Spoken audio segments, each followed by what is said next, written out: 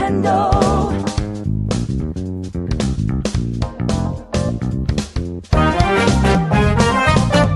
Yeah!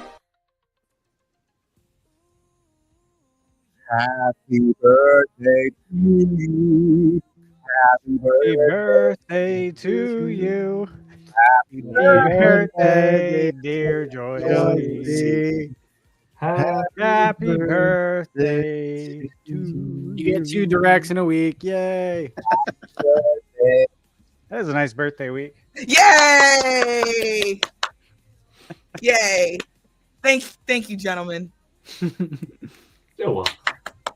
Yay! Happy birthday, Joycey. And that was the intro today. Thank you guys for watching. See y'all next week. And that's the podcast. Welcome. Oh, yeah, that's not the one. That's the music for the podcast. That's not it either. We're never gonna start a show on time, or the right way. We don't end the right way. We just have a fun over here. All right. Welcome to the Topic Podcast. We had to start it that way because our beloved Joycey's birthday is today. And on podcast day, and then we would have no other chances to sing for her on live on stream, right? So happy birthday, Joycey! Thank you. Yeah, you are a pillar of our podcast, and we appreciate you so much. Here's your gift. Let me see if I can give you a gift. I have this used tissue here, and then I have this controller. If you want, I can send it to you. And then Send me the controller. I'll send you the Go for controller. it. Oh, Yeah, I also pass have it through. I got this fake plant also. It's fake. I'll take. No, seriously, I'll take the controller. Go ahead, Okay. pass it through. I'll take the Pass it tissue. over. The tissue. All right, so welcome to the Topic Podcast. It is Friday, March 28th. It is the day after the Nintendo Direct, man. Why am I listening to two songs at the same time? The day after the Nintendo Direct, and we're only 5 days away from the Nintendo Switch. It's like we're a sandwich. We are the perfect sandwich right now. We had a Direct yesterday. Today we are like the hamburger, and then we have the other piece of bread, which is the other Nintendo Direct, in 5 days, and that's a really weird analogy. But with that, I'll introduce the All-Star cast, starting with our guest, Nintendo Talk. What's going on, man? What up? What up? Thank you for having me. Happy to be here. Happy to chat. And let's just soak this moment in, right? Yeah. Like sometimes the journey is better than the destination. Exactly. Yeah. How's your hype level? Oh, it's a 12, man. Yeah, I'm so hyped. We're ready for Switch 2. We'll talk about the recent Direct we just had. We're ready for Switch 2. Yeah, It's time. Yeah, that's crazy. And moving over to the next story, the one this part. N64, Josh. What's up, Josh? What's going on? So good to be here. So good to be here. And hype level, you gotta tell me your hype level. Hype level, it's over 9,000. Yeah, like over 9,000. Yeah, I cannot all my mind has been able to think about all day today is Mario Kart, and just getting to create content for a brand new Mario Kart. Like I can't wait. Crazy, man. That is insane. We've had that Mario for about what 10 years now. 10 years. Yeah, that's crazy. Think about where you were 10 years ago. That's insane. We're older now. We're old and pruny. But the next Mario Kart will be just like little with the king. Like, what's up, Nintendo Talk? So, and moving over to our next guest, Thunder Stat. Oh! Oh, wow. That was quite the introduction. Thank you. You caught me for a second there. I was just thinking about what you just said, Mike, about Mario Kart. Yeah. I'm like, hold up. I'm doing the math. I'm like, wait, I was playing Mario Kart in my 20s, and now I'm going to be playing the new one in my 40s. That's crazy. That's pretty messed up. It is. When I think about it. Yeah, that caught me off guard, actually. But yeah, outside of that, I'm really excited. There's a lot of great stuff to talk about. It was very nice to have a Direct this week. I think it was a nice bonus, a nice surprise. Yeah. And there's so much to talk about for the big April 2nd Direct. And my hype level, I would say, think about the announcer from Wave Race when he says maximum power. That's where I'm at right now. That's a good one. That's a good one. And then moving up to Mr. Switch 2 T-shirt. I'm guessing he made it himself. Like he, or he was part again of the commercial and just not saying anything. Because let me see the shirt, Paul. That shirt looks too authentic for it to be like home pressed. I don't have a home press machine, so it's either custom made or given to me by Nintendo. One of those two. There you go. Oh, yeah, custom made, bought by somebody else, custom made, or given to you by Nintendo, right? Or Nintendo could have custom made it. It's not custom anymore if it's Nintendo. It's their own. If they custom made it for me, not for marketing and distribution purposes. This is a Paul. It is a well-fitted shirt. Yeah. Yeah. To be fair. It's perfect. Does it say Paul Gale Network in the back part of it where you have the size? No. I can write my name on the inner tag, you know. Yeah. Can I just say I'm gonna miss Paul on my feed every day, counting down. Like it's actually got me really hyped. Well, Oh, you did start a new countdown today. Yeah, no, he's gonna start the countdown to the release after that. Yeah. Well, You started And then the you Zelda gotta have movie a countdown. That's what I was gonna ask. Are you gonna have a Zelda countdown? Well, Mm. today every day? I did drop today the 728 days until the release of the live action The Legend of Zelda movie. Yeah, I shared it. I'm like, oh, here's another countdown. Woo! You But, make the time go by faster. I do have a few hundred video game t-shirts, so I always knew that I could pull off this 76-day countdown. But I don't have 728. That is a little bit too much. I will be doing a countdown for the Zelda movie, but it's not going to be daily. But there is going to be Monthly? a timing scheduled to it. So I Okay. am doing something for that. But Hourly. starting- Hourly? starting April 2nd, though, once we have the official release date of Nintendo Switch 2, there is a new countdown for it, and it's going to be very different than this one, but I'm super excited to share that one as soon as April 2nd drops, and we know how many days left. Will it be like 45 or 44 or whatever? But Yeah. there's a different spin on it, but Mhm.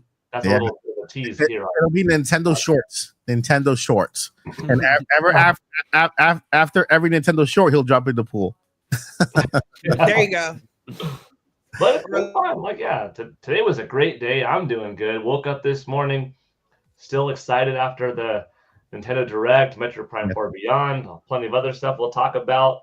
Zelda movie, oh my gosh. It's crazy. 5 days until the Nintendo Switch 2 Nintendo Direct. Ooh, I filmed tomorrow's video already for the day 4. We are now in perfecting slog. If you watch The Office, you know what I'm talking about. Perfecting slog. And then I need to leave the queen for last. The birthday girl, Joycey J. How are you doing, Joycey? And how is your hype level? Oh, I passed 9,000. I passed. I don't know. I'm in a different universe. And shout out to Anthony Nelson, who has gifted a member to Thunderstash Gaming. Hey, Thank you. welcome. Oh, That's awesome. love right there. Thank you. You can only imagine my hype getting up this morning, checking my Nintendo news app, and seeing on my birthday that in 2 years, 2 days from my birthday, my crazy. 45th birthday present is The Legend of Zelda, the live action movie. I know we're gonna talk about it, but you heard me screaming from Texas. If y'all I wonder did. where that Yeah. ear-piercing scream That was. was you? Yeah, that was me. That was I me. knew it. I mean, I saw like the news. I heard there was an earthquake reported in Texas. I'm like, okay, that's Joycey. Oh, that might have been me, but the screaming was definitely me. Yeah. So I'm happy. I'm happy with the direct yesterday. I'm just a happy camper. And in a few days we get to come back together and discuss another direct. You know, so it's a good birthday. I'm happy with this one. This is a good one. It is a birthday. I mean, this week has been crazy. Even on the movie side, we got the Avengers Doomsday cast, which is another thing there. And there's a couple of cast members missing in there. People want to see, but I think there word is that they're not everyone has been announced for the movie, but at least we know there's a large cast for that movie as well. Yeah. Hype level for me is I lost count. I don't see it anymore. It's like I'm looking up to the clouds and it's like SpaceX with the those rockets. And so I'm just really trying to wrap my head around the fact that we are entering a new generation, right? And so like every generation, it's literally a new generation. Because right now, believe it or not, there are kids who have not been born yet that will get this system for their birthdays, and it'll still be a current system about 6 or 7 to 8 years from now. And we're here celebrating that new system. And 8 years ago is when that the last Nintendo Switch was announced, right? It's just insane. It's insane. We were all in a different space in our lives, and then we're here now. It's I know it's a gaming console, but there's like just so much meaning behind it. There's just so much. It represents so much, right? For families, for people, right? And so we're here. We're about to celebrate and welcome a brand new system into our lives. And then that next Mario, that next Splatoon, that next I'm not gonna say Fall Guys, Fall Guys. And, I knew what you meant. Animal Crossing, man. Yeah, there we go. And so it's gonna be crazy. So that's why we are, guys. This is the hype cast. Okay, it's the hype cast before the Nintendo Direct 2. Before that, we're gonna go ahead and start with this super chat right here from Nerdy Sept and 199. Thank you so much, and happy birthday, Joycey. Also, bring NBA Blitz. NBA Jam and NFL Blitz, bring it back. Oh, that's usually Demonic Brawler's Yep. request. He said he's going to request that until it happens, and I'm here for it. I mean, Blitz is made by the same company as NBA Jam, right? By Acclaim. It's actually made by Midway, and EA owns the rights to both of them now. And EA hasn't done anything with them since NBA Jam Fire Edition, which of course was during the PS3 360 Wii generation. So it's been a long time. The cool thing is that EA, they have their studios here next to me, like real near me. So I can just maybe just kind of go in there and do like a Michael Moore kind of documentary. Like, what's going on, EA? What are you doing with our games? You know, show up there, just knock on the door, and with the, so right? They got so many good IPs that they're not even, So with that, we have our first topic. Our first topic is a recap of what happened yesterday during the Nintendo Direct. The one we weren't expecting, right? I remember during the live stream, I said, guys, whatever happens in this Direct is still a blessing because we weren't expecting it. Doesn't matter whether our games are here or not. We weren't expecting it. It's a bonus. Everybody had moved forward past it and said, "Oh no, well there'll be no Switch 1 Direct." We were all looking forward to the Switch 2 Direct, and we were all there. Nintendo out of the blue, right? Because from rumor to Direct was like a couple of days, just a matter of days. This is like the rumor that was given that's been closest to the actual event that I've seen so far. It's like 2 days, 3 days. Oh, there's a Direct this week. So it's not like, oh, we're expecting a Direct in 2 weeks or 3 weeks or next week. It was no, there's a Direct this week. And so it was that close. And so with that, let's go over what this Direct brought with it, because there are a lot of people happy. I'm pretty sure there are a lot of people who were, a little finicky, like, it wasn't their cup of tea, but still, there were some good announcements. And one of the announcements gave birth to another announcement today, which without that one, we wouldn't have gotten the other one. And let me go ahead and share my screen here. Where is the list? The list. Okay, well, this is not it. New window. And window here. Nintendo of America. And so here is a recap of what Nintendo showed us last. Oh, I was gonna say last Wednesday, yesterday. All right. So here is basically all the games that were announced. Let's start from the bottom up because I know the top ones are the big ones. So Luz Lagoon. I don't know who was excited for Luz Lagoon, right? We have another one called King Meat. I'm guessing these games were like those back-to-back montage. Sizzle reel. They were Yeah. the Yeah. last games at the direct. Sizzle Yeah. reel, yeah. Yeah, the Wandering Village. We got the Carol of the Goldmen.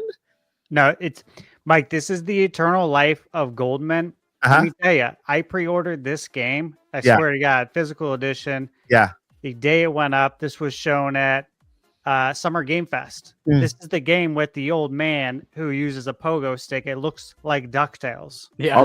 Okay. Yeah, no, like legit. This is going to probably be really good. All right. Too. Yeah, All right. This is the first time I hear about it, so I'm excited for it now. good.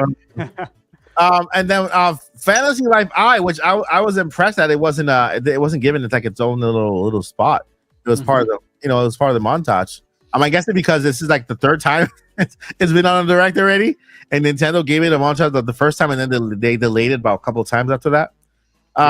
Then we got it's a Gradius. Am I saying it right? Gradius Origins. Yeah, so Gradius 3 was a launch title for Super Nintendo Yeah. back in the day. I'm sure you know. And dude, love this. I love Gradius. Paul, do you like shoot 'em ups? Yeah. Shmups? I figured you probably would. Gradius, R-Type, Yep. Yeah. all that. And then we got Witchbrook, which is like a little cozy witch type of game. Yeah. Which honestly was huge because Witchbrook was like, we've only seen screenshots of it. I think it was announced back in like 2016 or something. And this was the first time it was ever shown like gameplay. So huge. There you go. That is awesome. And then we kept the cozy train going with Story of Seasons, Grand Bazaar, which looked great also. We got Star Overdrive, High on Life, Saga Frontier 2. Great games. I was happy to see Hot Shots back. Hot Shots, I think that was normally a PlayStation game, right? Mhm. Yeah, but it's called Everybody's Golf now, so you have to release it on Nintendo now. Right. Right. And then Tamagotchi Life. Oh wait, that's not it. That's not Tamagotchi Life. Tamagotchi. Wait, there's Tomodachi and there's Tamagotchi. Okay, they're both different games. Tamagotchi is the little toy that back in the 90s we tried to raise, and a lot of them died and then didn't survive the day. So now we have a Tamagotchi Plaza, which is based on that little game they sell, which is like a little thing you carry around with you. If you're from the 90s, you remember that one. I don't remember it. Yeah, and so then we have Villains from Disney Villains, Disney Villains Cafe, the Cursed Cafe. That was okay. Natural Dancer from developer that we might be working with soon. And I saw Necro Dancer. I'm like, hey, Right? you guys. Then we got Shadow Labyrinth, which I was super surprised by this game. Like, what the heck is Pac-Man doing there? Okay, let me talk about this real quick. So, same thing. This was shown at the award show, the Jeff Keighley Game Awards. Mhm. Pre-ordered it as soon as it went up. This is a Pac-Man Metroidvania, and it has what they're referring to as Pac, which is the Pac-Man. Yeah. And it was part of that show that's on Amazon called Secret Level. There's a whole episode based on this game. You guys should watch it if you haven't. It's it's very weird. It's very dark. Like I was watching and Michaela came and she's like, "What are you watching?" I'm like, "Some show about Pac-Man." She's like, "How is this about Pac-Man?" I don't know, babe. I pre-ordered the game though. I gotta watch this. Why wouldn't they put the Pac-Man branding on this though? I have no idea. That's It's so so weird. weird. Yeah. But that's why I like it. I'm like, this is crazy. I gotta play this. I mean, they at least could have added Pac-Man to the logo, like with his mouth open next to it, right? You'd think it would help the sales, right? Yeah. The evolution of Pac-Man. For real. Back I mean, nature. I think it's one of the most creative ways to use Pac-Man, right? At one point, Pac-Man looks like he's the belly of this creature thing, and then he opens his mouth and he looks creepy and stuff. I liked it. It was interesting. Very. Then we had this rhythm game called Patapon, and then you like do like different rhythms and stuff like that, or pop, whatever, It was interesting. I'm pretty sure a lot of people who like rhythm games it looked really good. So hopefully people It enjoy was that a one. PlayStation game, Mike, on I think PlayStation, PSP. PSP, Yeah. and was it on Vita? The second one? I don't know, but I will say it was very popular. It did remind me of Parappa the Rapper. So when I was like looking, I'm like, let's do the rhythm game there. Then of course we got a big surprise for a lot of people. Rhythm Paradise Groove, brand new one for you guys. To put your rhythm on, get your game on. And then moving over to the other side, Cosmic Invasion was a good one that I liked there. It's That looks cool.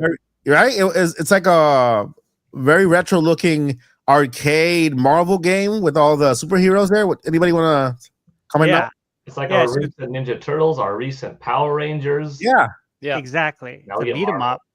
yeah. Beat 'em But- up. But you know what's different about it? Uh-huh. Is this is the first beat 'em up I've played. I swear I played all the beat 'em ups. I love them. I've been playing them since Double Dragon growing up. This Yeah. is the first beat 'em up game I've seen that has hit points on screen. Ooh. Oh. Which it makes me think like, oh, we're gonna Interesting. get possibly a deeper beat 'em up experience here than just your normal surface beat 'em up. So I think there might be some more things to it, which makes me happy because it looks fun. That's cool. Yeah, it does. Yeah, and then this for me was confusing. The no sleep for Konami date and the Raidu. Am I saying it right? Blippity blip. The mystery of the soulless army. These trailers were so close together that I feel like I was like watching maybe the same game. Like, wait a minute, because I was editing the video to do like a recap, and when I got to that, I'm like, wait a minute. The transition was very weird for that one. But yeah, those two games were on there. And of course, Dragon Quest 1+2 HD 2D remake, another game that's highly anticipated. Wasn't there just another one of those? Yeah, Part the three. Part 3. Oh, okay. Yeah, So you're and, supposed to play these backwards. yeah, Part 3 is Part 1, then Part 2 to come. Oh, Yeah. okay. Yeah. So yeah, we're getting Part 1. Did they announce a release date for that one? Or they just give it a 2025? No, you know what? They just gave 2025, which I thought was interesting because we already knew. We've known it was coming out this year. So Yeah. And then moving over to Legends Pokemon Arizona. And so they showed a trailer that's a little bit more polished than the first one. I'm guessing the response was a little better than the response to the first Pokemon trailer. They show more of the gameplay, more of the battle system, which I love, by the way. I love the freedom you have there. They showed how the fields are going to work because they have the city, and it looks like the whole game takes place in the city. And then within the city, they have like these little wild areas in the city where wild Pokemon live and grow. Because that was my question. I'm like, if you're in the city all the time, where are the wild Pokemon? Right? Are they just like like homeless in little camps? All right. So they showed that, which is pretty good. No release date. I mean, second direct with Pokemon Legends for this year, for later this year, right? I'm like late this year. Yeah, just say November. Just say November, right? Unless it's sooner, but it says late this year, right? Yeah. They were weird with a lot of the dates. I feel like they didn't give dates on like anything. It's Even weird. Metroid, which is weird. I mean, why would not give? Why not give a date? It doesn't make sense. They have a date. They know a date. Just let us know the date. Yeah.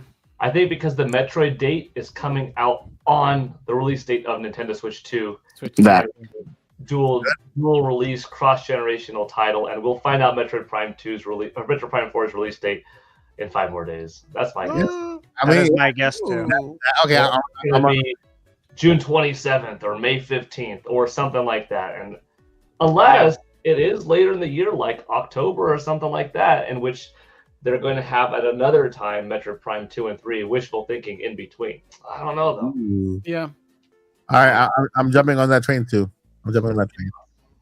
And before we got Tomodachi Life, living the dream. So Tomodachi Life was, man, it was a very anticipated game, guys. Right? It's super anticipated.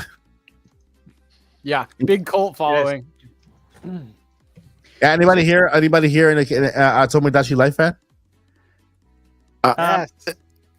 I didn't play it, but my daughters did, and I would literally just hear them giggling all the time, like hours and hours of just creating concerts and making characters fall in love and all this stuff. Like, and It's to the point wacky. that like I screen recorded when I called them to let them know, like sent them the trailer, and they were literally losing their minds. They were so excited because they're not little girls anymore. So like it was That's awesome. it's a huge nostalgia thing, and it's just really cool to see that, like, it was really a part of their childhood. And so they were like 2026, they were so bummed about that. But I mean, that's awesome. I see the attraction of Tomodachi Life because that's like it feels like just a laid back funny game for you to relax and to have fun and just laugh a little bit, right? Things that happen there, there might be little side quests. It doesn't, because I saw a comment that said, what's the big idea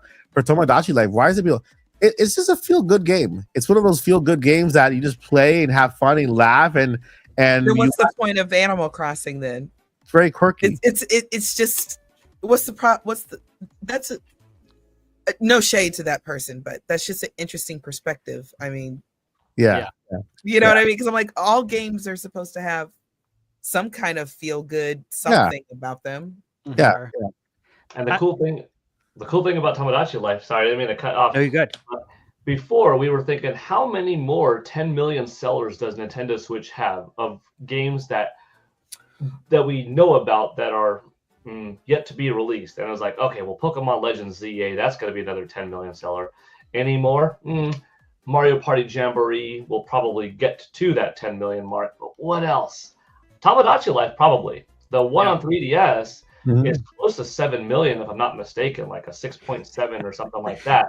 So, as you know, almost everything that has come out on past Nintendo consoles ended up having its best-selling version on Nintendo Switch. So, we might be looking at another 10 million seller. And I actually do like that a couple of these heavy hitters are coming out in 2026, because that means a longer tail end of Nintendo Switch itself also selling, also being on the market, because yes, these games will be able to be sold on or played on Nintendo Switch 2, but they have to also be on Nintendo Switch. And they also have to be available to a more affordable, bigger install base and then a potential install base, because not everyone's going to be able to buy Nintendo Switch 2 because Nintendo could only make 22 million of them in the first year. Thus, more people will actually still be buying new Nintendo Switch consoles here 9 years in.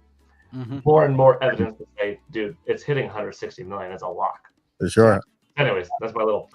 Well, I'm going to piggyback off that, Paul, Yeah. because actually some of the things you just said, I was kind of laughing because it's exactly what I was going to say. And I had one of my subscribers and members, he left a comment on the last podcast video, and he said, Tomodachi Life will sell 25 to 30 million copies. Watch.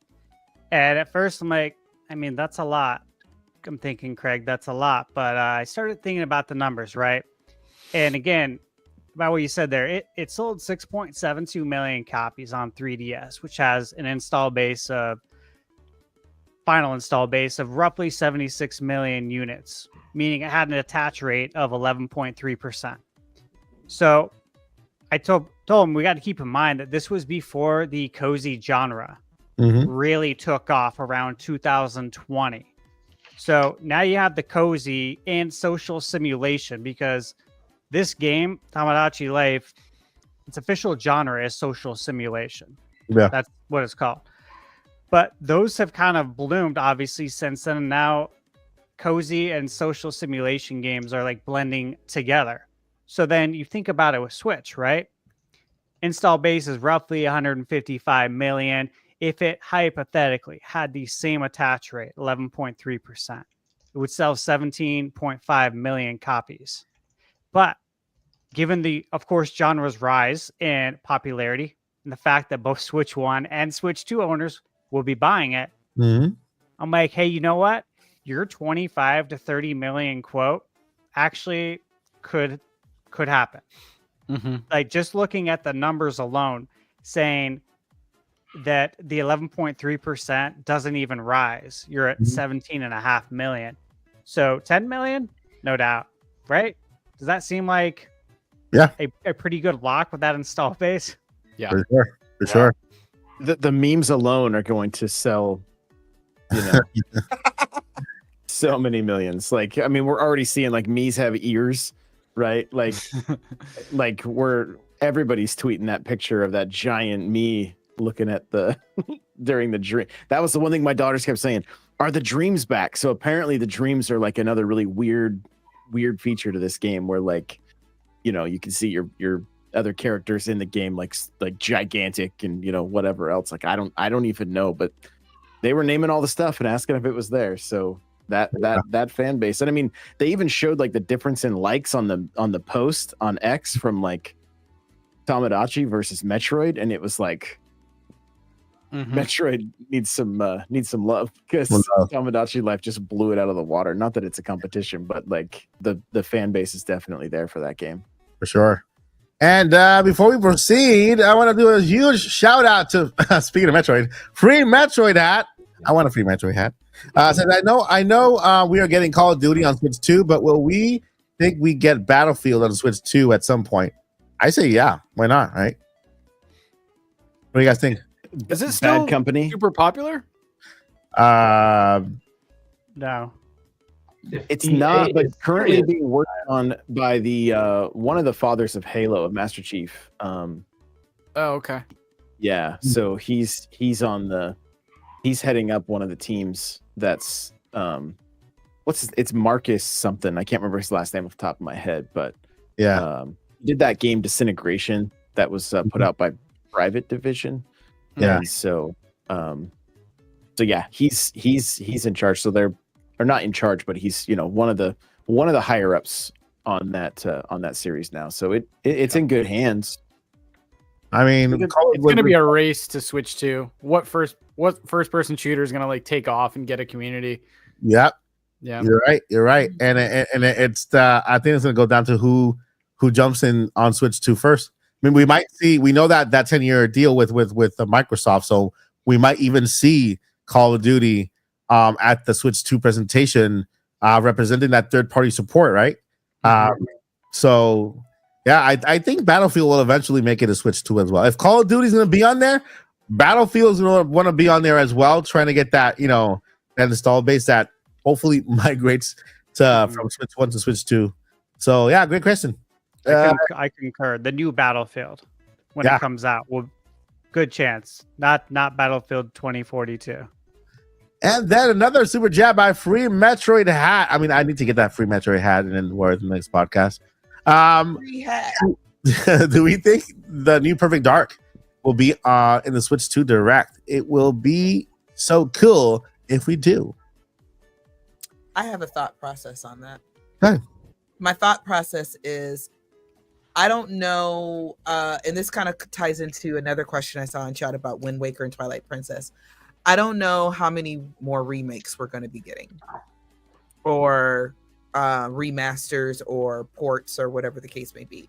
Yeah. And y'all know I've been screaming this from the rooftops since Mike started this podcast, and that is, if you're not going to at this point, just put it on NSO. If you're not going to really remake it and make it something special. And we usually talk about that in reference to Wind Waker, Twilight Princess, because in my opinion, if you're not going to do anything spectacular, just port them over and put them on NSO or something like that. And I kind of don't know if Nintendo's going to do that for Switch 2. A week ago, I would have said, oh yeah, it's totally possible for these ports and things to show up, and it still is possible. I just kind of feel like yesterday would have been the day for that. Yeah. For all Switch 1 stuff, and I feel like next week we're going to see brand new, or at least majority brand new everything. Does that make sense? Yeah, it makes sense. Makes sense. I also expect third-party support. Like third-party developers who want to breathe new life. They're going to go ham next week. Yeah, like I know Final Fantasy 7 remake will get a new life on Switch, right? And so will other games that are currently out, Elden Ring, and all these predictive games. So, anybody in the cast correct me if I'm wrong. Is Perfect Dark? Is this a current game now? Do they have a new game? Yes. They're talking about the new Perfect Dark in development. Okay. Yeah. There's a trailer. There's a trailer out. It looks good. So this is the one that Metroid hat is referred to. Okay. Yeah. Okay. Yeah. It looks like it's still a little far off, but it is. It is the first quad A studio. That's what they're claiming. It's Yeah. from the very first quadruple A studio. I mentioned this yesterday on Nate's podcast about wanting to see Joanna Dark in Smash, and somebody in the comments said, I want to be able to punch her in her square man jaw. All right. Awesome. I love it. We got Trevoy with the 199 Zelda remake at Switch 2 Direct. Love the channel. Thank you so much. Appreciate it. I love that art for Link. So yeah, what do you guys think? Remake Zelda Switch 2 Direct? I'm gonna say no. Okay. I have it on my bingo card. Bingo card. I'm expecting a remake remaster. Damn. Yeah, I mean, I want to be surprised as possible. Like, if it shows up, I want to be surprised. I'm gonna say no, just for myself. Zelda's been a big. Oh, Joyce, you about to talk? Go ahead, Joyce. Hey, sorry. No, go ahead. Okay, I'll try to keep mine short. Zelda's been a big part of every pre-Nintendo console. In the VHS marketing of the Nintendo 64 and the early screenshots in magazines of N64, Zelda 64 was shown. When the GameCube was shown off at Space World, that classic shot of Link and Ganondorf was shown off just to show what GameCube is capable of.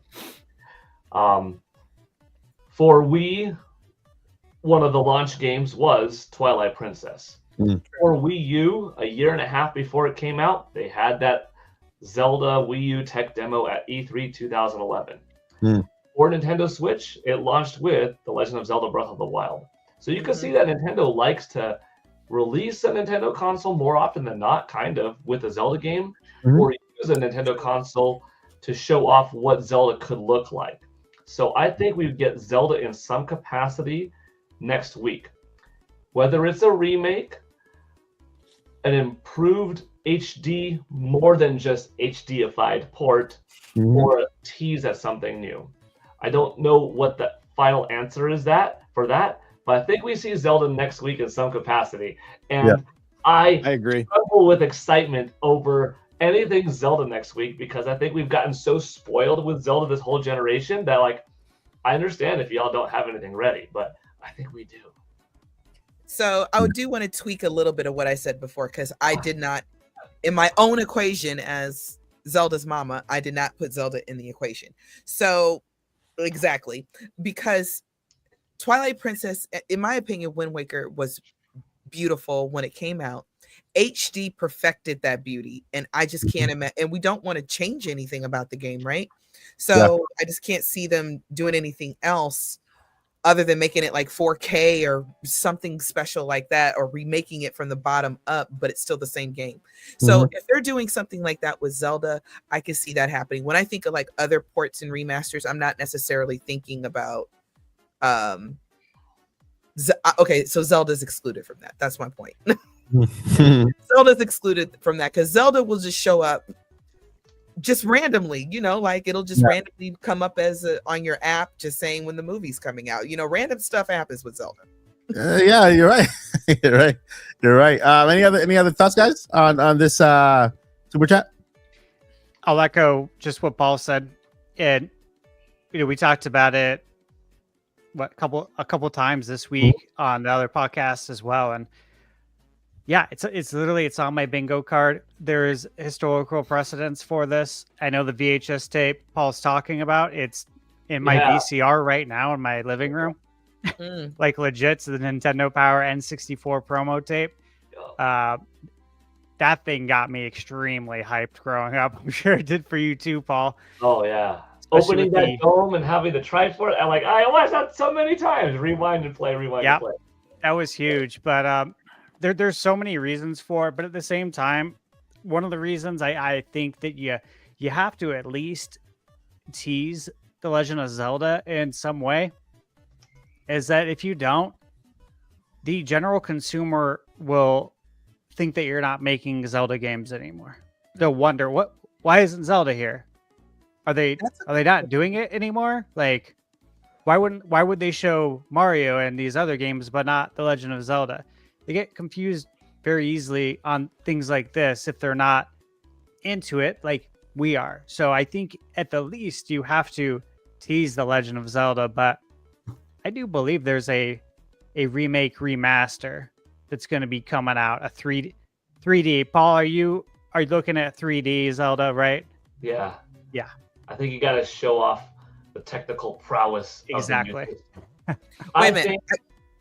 Do you remember old school video game console boxes where on the back of the box it shows screenshots of upcoming games, especially with something like Nintendo 64 that only launched with a couple screenshots of games coming up. Like that Nintendo Switch 2 box, I hope on the back has a dozen screenshots with titles next to it of games coming to Nintendo Switch first and or third party for the next 12 months to come. So when you flip that box around, you're like, dang, there's some cool stuff on the way. Would love to see Market your games in advance. Did Nintendo do that with Switch?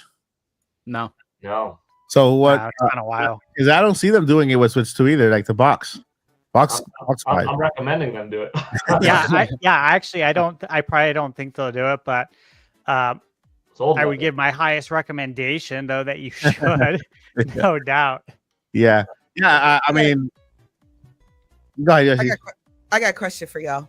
So, for next week for Zelda, because the announcement of the movie's date came out today, I'm like, now I kind of feel like because I was team no Zelda anything this year, and that's fine, blah blah blah. And I'm like, with the movie coming out, I think it's a possibility we could see a teaser next week. I just wanted to throw that in there in the mix. I think that we might see the cast. I mean, they started filming. They started filming it in January 6th. The movie they started filming, like production started on January 5th. It's been what already 3 months? Yeah, 3 months. 3 months into production. Yeah, I don't doubt there could be a teaser. Like one of those teasers showing because we'll jump into that because that's the topic we're going now about the Zelda thing. But yeah, let's wait for that because I have a lot to say on that. But shout out to Nintendo Prime. Nintendo Prime. This is he's 100% correct. Hyrule Warriors, please, and Xeno Warriors. He's right. Nintendo Prime is the baby that Nate had with Bird. And that's how rumors get started. Okay.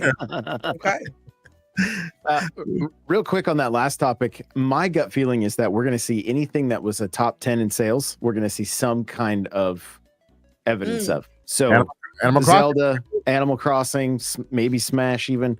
Don't Smash do that might to be me. the one that but I think I mean they wrote the handbook on how to launch a system when they had no support. Now with full support, they need to just smash that gas pedal. And if you're gonna have people rushing out, even if Zelda and Animal Crossing and Smash are year 2, you're still gonna have people out wanting to play it. And especially if they say, oh, and in New Horizons, like your island can be twice the size potentially, or something along those. Like if there's any kind of Switch 2 upgrades to any of these older games, that's also going to get people rushing out to go buy the consoles. So yeah, I agree. But Nintendo, I completely am on board with them showing Animal Crossing in this direct. I would lose my shit. So I'm on like two camps. I'm thinking Nintendo, like realistically, I'm thinking Nintendo's going to be pretty reserved, or they're going to say, we got Zelda, we got Mario Kart, Animal Crossing. Yeah, of course. It's going to be on the, or they're just going to focus on the console and maybe the launch lineup and then save the bigger announcements for summer. Yeah. But so I'm thinking they're more on the reserve side, but at this point, man, you're starting the console's life out with the best selling game on Switch. So it's like, why wouldn't they? But listen. I keep telling people, Animal Crossing is a system seller, right? Oh yeah. People keep saying, "Oh, that's because of 2020." Yes, because 2020 was one of the most difficult times in the human history, and that game was such a comfort for so many people, creating this moment of just, that they will never forget. That game was comfort. So now that those fans are loyal to Animal Crossing, just like when I was a kid, I fell in love with Mario, Super Mario Brothers 1-1. Why do I still love it today? Because it created a moment. It was something that from my childhood that I still bring with me today. That Animal Crossing was that game in 2020 for countless of people. So those same fans are still alive today. Oh, hopefully they're alive today. And then they will buy Animal Crossing than that next New Horizons 2 or Bigger Horizon or whatever they decide to call it. And so I feel like I expect at least some type of teaser on that. And then Tom Nook takes a little microphone, he says his thing, and then that's it. Something like that, right? And they'll look at 2026 or whatever. But I expect Animal Crossing to be part of the Switch 2. Let's get over the last one on this Nintendo Direct so we can move over to Switch 2. Metroid Prime 4 Beyond. Woo! For the win. Yes. Was bigger.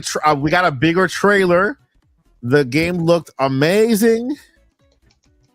But at least for me, I'm still on the fence. Yep. I'm still not 100% convinced how this Metroid Prime Beyond will be the breakout game, compared to, Metroid Prime 2, 3. It's like when I saw Metroid Prime, it reminded me of Metroid Prime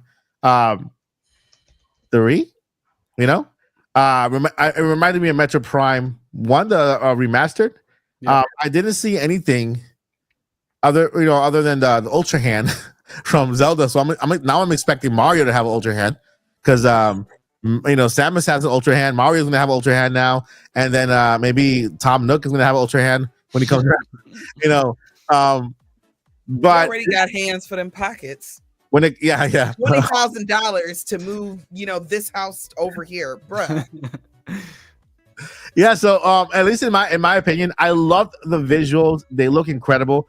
I don't know whether they were showing Nintendo Switch 1 or 2 visuals, right? But if it was Switch 1, it looks amazing. Like the waterfall ahead, just coming down the waterfall, and then like the everything was kind of coming alive at you, right? As you were walking, you could see everything just kind of, and then there's so much mystery there. But when it comes to something different, like, man, I'm expecting Nintendo to give us that not to compare because it's a different genre, but that Breath of the Wild moment, that breakout moment that Zelda had, to break away from their niche fans into the main audience and market out there, right? And so I still have hope that Nintendo has not showed us everything about Metroid Prime.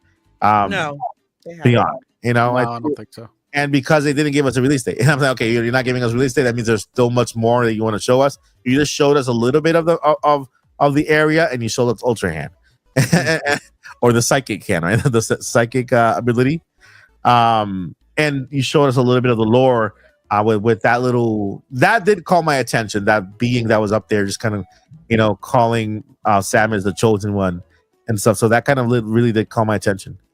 So what? Anybody have some thoughts? I know Josh. It's you are hitting the nail on the head, and I want to say Nintendo Talk. I think you put the tweet out that was like, "Why is Metroid sandwiched between?" Was that you that said that? I No, I didn't, but I got thoughts too. I didn't. Yeah. Somebody said something like, why was Metroid sandwiched between like a Disney game and whatever was before it? Maybe it was Pac-Man or whatever. Like that was a weird like, placement. Yeah. It was so strange. And I put out a tweet too, just saying like what to use for a video, but like the amount of responses, they were like, I don't want to see Samus with psychic powers. It doesn't that's not who she's been all along, so it's kind of weird. And the other one was like, as a somebody who's not a fan of the series, there's nothing happening here that's making me want to purchase this game. And that to me, like, I'm sold. Probably everybody, I mean, I assume everybody here is probably sold. We'll pick it up no matter what if we have. Oh yeah. But we all want to see we want to see new people introduced to this series, and like, so either they're saving something that's going to be like somewhat earth shattering, and everybody's going to be like posting about it and tweeting about it when it finally happens, or they are playing this extremely safe, and there's not. What we've played in Metroid Prime Remastered is going to be very similar to what we're playing in this one, So Yeah. it did look like there was an elite from Halo in it. I don't know what was up with that, so there's I'm a little intrigued by that. But there's one thing that they could be holding back that Metroid purists might not like, but this would put it over the edge. Multiplayer. Yes. Give us freaking online multiplayer. Even if it would, like, they could do something a little sneaky and make it exclusive to Switch 2. Like, I think that'd be kind of dirty, but like maybe they do that. But yeah, dude, because I agree. Like, yeah, it's a nice looking game. I definitely like watching this trailer. I'm like, okay, this is a Switch 1 game. Like there were definitely, it was a little rough in certain parts, but it was a really nice looking Switch game. Yeah, but yeah, I feel the same way. Like, yeah, we have puzzle elements now, little like ultra hand thing. Like, okay, all right, that's cool. But this game needs multiplayer to really extend it, grow a whole community with it. And like we were saying before, first person shooter to make it on the system. Like if this is a launch game, you create a community day one. And I feel like that alone makes people get the Switch too. So yeah, they're playing it safe, man. Yeah. And I remember the rumors that we heard from a while back that there were these big open areas, that look like maps. Where Metroid could, just run free and do not Metroid, Samus could run free and it's kind of maybe part of the story. I would like to see that if it's true, because I know that I remember, man, Metroid Prime 4 looks amazing and the wild areas look incredible and this and the because I remember those rumors and that got me excited. I'm like, wow, I mean, maybe they are keeping Metroid, but they're maybe expanding just a bit so that they can kind of reach a higher a larger audience and not to compare it to Call of Duty or Battlefield or any other shooter or what's this other game, the Halo. Yeah, but I mean, Metroid is Nintendo's first person shooter, even though it's like a puzzle and stuff like that, it still has that feeling where you're in the first person, you're shooting aliens and stuff like that. So I'm hoping that Nintendo kind of can do something more and they show something else. Anybody else have any comment before we move on? I do. Oh, go ahead, Joyce. I'm sorry. I went first last time. You please go first this time. Okay. And I apologize. I keep disappearing. For whatever reason, everybody decides to call me now, knowing where I go for this time period on Friday. Yes. And that was Grandma, and Grandma's going to be 100 this year. So got to stop life when Grandma calls. Of course. Yeah. So I'm going to reserve a little bit more judgment until after the April Direct. Yeah. April 2nd Direct. But I was like low key kind of like, so for our guests, I've never played a Metroid game. Mm-hmm. I know it's my not so secret shame. I haven't played a Metroid game, and I said I'm gonna give Metroid Prime 4 a chance. I said I want this game to do well, and I'm gonna give it a chance because I decided that it's not necessary because Nintendo has sold me on it yet. Mm-hmm. But rewind a little bit, it was similar like this with Breath of the Wild. Okay, because it was gonna go for Wii U, didn't come out for Wii U, so they launched it with the Switch, even though it was still coming to Wii U. And we saw little bits and pieces, and then it was that presentation where they put that trailer out on us, and the world was never the same. I mean, the world started healing at that point. And and so I kind of feel like that's the moment that Metroid needs to have. We're going to give you teases, and we're going to tell you what she does and why she's cool. And let's be honest, the red suit is amazing. Let's give it up for a nice, good red suit. It is. But I was just kind of like, Nintendo, you didn't sell me on it. You didn't sell me on that. Yeah. And that's what we need. And I'm an actual gamer. And I was like, we need you to sell this. And I was like, well, let's see what they do for April 2nd, because I'm waiting for that big in your face MP4 trailer that's like, no, this is the game you have to have, Yeah. And guys, don't get us wrong. We want Metroid to succeed. We want it to break very out. much so. I mean, Metroid is one of the sci-fi horror first-person shooter games Nintendo has, and there's so much potential behind Metroid that if it does well, it can open the doors for now that Nintendo is looking to Hollywood with Super Mario. We got the Legend of Zelda movie coming out. Metroid is a good series, like a live action series to follow. Follow Samus on her kind of exploration or whatever in outer space or whatever. Right? There's so much they could do with that. But we need to. Yeah, it could be like Star Trek back in the day. Yeah. It can totally 9:00 every night. We watching Metroid. Exactly. So and I cut off Paul, by the way, too. Before I forget. You go ahead, Paul. I think the game looks fantastic. I'm going to buy it. Existing Metroid fans are probably going to all show up for it. Yeah. Folks that were longtime series fans that are craving for the next 3D Metroid, which is the fourth Prime game. Fans of old 2D Metroids that maybe weren't as big of a fan of 3D, but just love the series so much and are willing to hop in because this does look to be the most grand Metroid yet. And then new Metroid fans that just barely hopped in with Prime Remastered and Dread. So you're looking at like, okay, I think 3.5 million could be it. And then maybe if it launches and does well on Nintendo Switch 2, you're looking at like maybe another 1.5 million. So maybe it's like a 5 million seller at the optimistic level right now, just based off of the fan base and piggybacking on a system with a high amount of install base and piggybacking off of the success of being shown off well in a new system and being a pretty looking game. But I do agree, like it is one of those games that unless if it has something grand in the game itself to make it draw in a different audience or a multiplayer component that is kind of like Nintendo's T-rated version of Splatoon, where it's periodically updated and once every 4 months there's a new something added to the multiplayer component. Can it be the breakout? And I think breakout for Metroid doesn't have to be 25 million.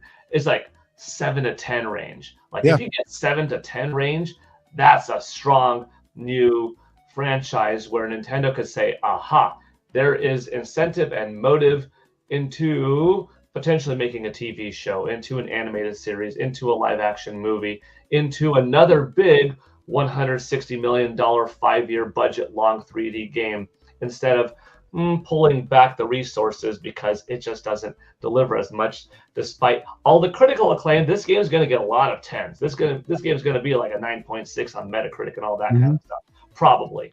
But unless if it has something really big, it might not. But it's just not that guarantee anymore because it's always been a great series. Just never broke through. However. If the new mouse controls potentially are so cool and so fun, and it really speaks to the PC mouse control crowd, that might be a little bit of something. If they nailed the motion controls well, it could bring in a little bit of that crowd, even though the motion control crowd didn't work super well for Metroid Prime 3 Corruption. But then again, that was a little bit of a different audience on Wii, which was, casual and core, but a lot of casual. However, I was thinking of like what else besides a multiplayer mode, and that's like if you got something really unexpected where you could take control of the gunship for the first time and fly around. And maybe it wasn't in a grand Star Wars Rogue Squadron kind of way, but hey, in between destinations on the planet, instead of just having this static image of Samus hopping in her ship and then going off, you're flying around. You're flying and you're controlling and you're doing some cool stuff. That's a whole other gameplay mechanic. That makes the game feel bigger and more grand. Like, oh, wow, I'm not just getting a first-person adventure game with some third-person ball-rolling mechanics and puzzles and stuff, but I'm getting a big, beefy cinematic experience where I can take control of the ship. Or maybe it's through voice acting and narrative and then how good the cinematics look like. Like back in the day, it was a treat to have an FMV in a game. Like you played to see the movie. And if you're playing to see this couple-minute movie, you know, show up throughout it and you're getting like this grand story, maybe the story component could do it. So there's more than just the multiplayer. But kind of like you said, how are you going to pull in some new fans? I think there's enough possibilities too, but I just really want it to, you know? Yeah. For the same reason that you all have already said, you know, we love this franchise. You know, I've got Samus up here and I've got Ridley over here and another Samus down there, actually. Yeah. Now you need Samus in a red suit. Oh, that new suit looks good. The art team red at suit is Retro killer. Studios is so talented. And I love it. I mean, you've got this classic suit. They find ways to just tweak it enough to make it similar yet new. And then you've got like this whole new suit that doesn't look dumb or out of place. It looks like, no, that's something that she would wear. Getting a new suit, a new power-up on a new planet. It's just dope. Yeah. Also, shout out Nintendo, man, because this game, they know they announced it way too early, you know, and then it kind of fell apart. They got a new team to make it, and they're keeping their integrity, releasing it on Switch 1. Like, shout out. Like, yeah, for real. Yeah. So, Seriously. yeah. All right, so that's a good segue because Nintendo did something else today that surprised everybody. Part of the Nintendo Direct were not just related to video games. They announced a brand new app called Nintendo Today. Miyamoto took the stage and said, hey, we've been doing Nintendo Directs for 14 years now, and it's been a pleasure. We will continue doing Directs, but now we have an app called Nintendo Today, which will also be delivering news daily. We did not know how big the news they will be delivering until today. Seriously. What? And so that they made a statement.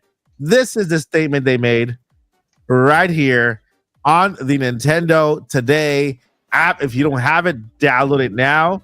I'm telling you, it's crazy cupcakes.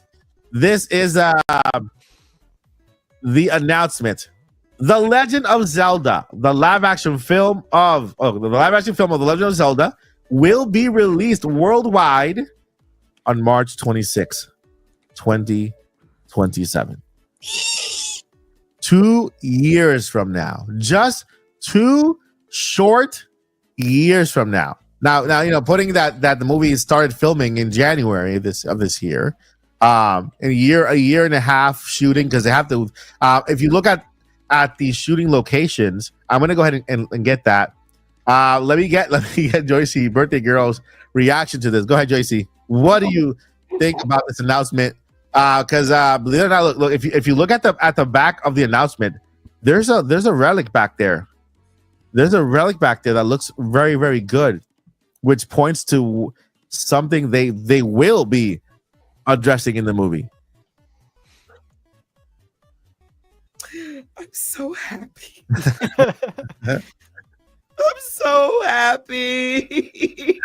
On your birthday. On your birthday. On my birthday. On your birthday. Listen, that's insane. To me, that was meant to be, for real. Like, seriously, for us to get the live action date for the movie on your birthday was that was I'm like, what the heck? Which one of y'all work at Nintendo and scheduled that for today? Come on, now. Secretly. I got something to say. It was Paul. It was Paul. Yeah. Nintendo Talk put him up to it. I'm totally sure. You guys all arranged this just for me. I'm sorry. I'm I'm so happy. The other, say what? The cat's out of the bag now. Yeah, you're right. We were all pitched in.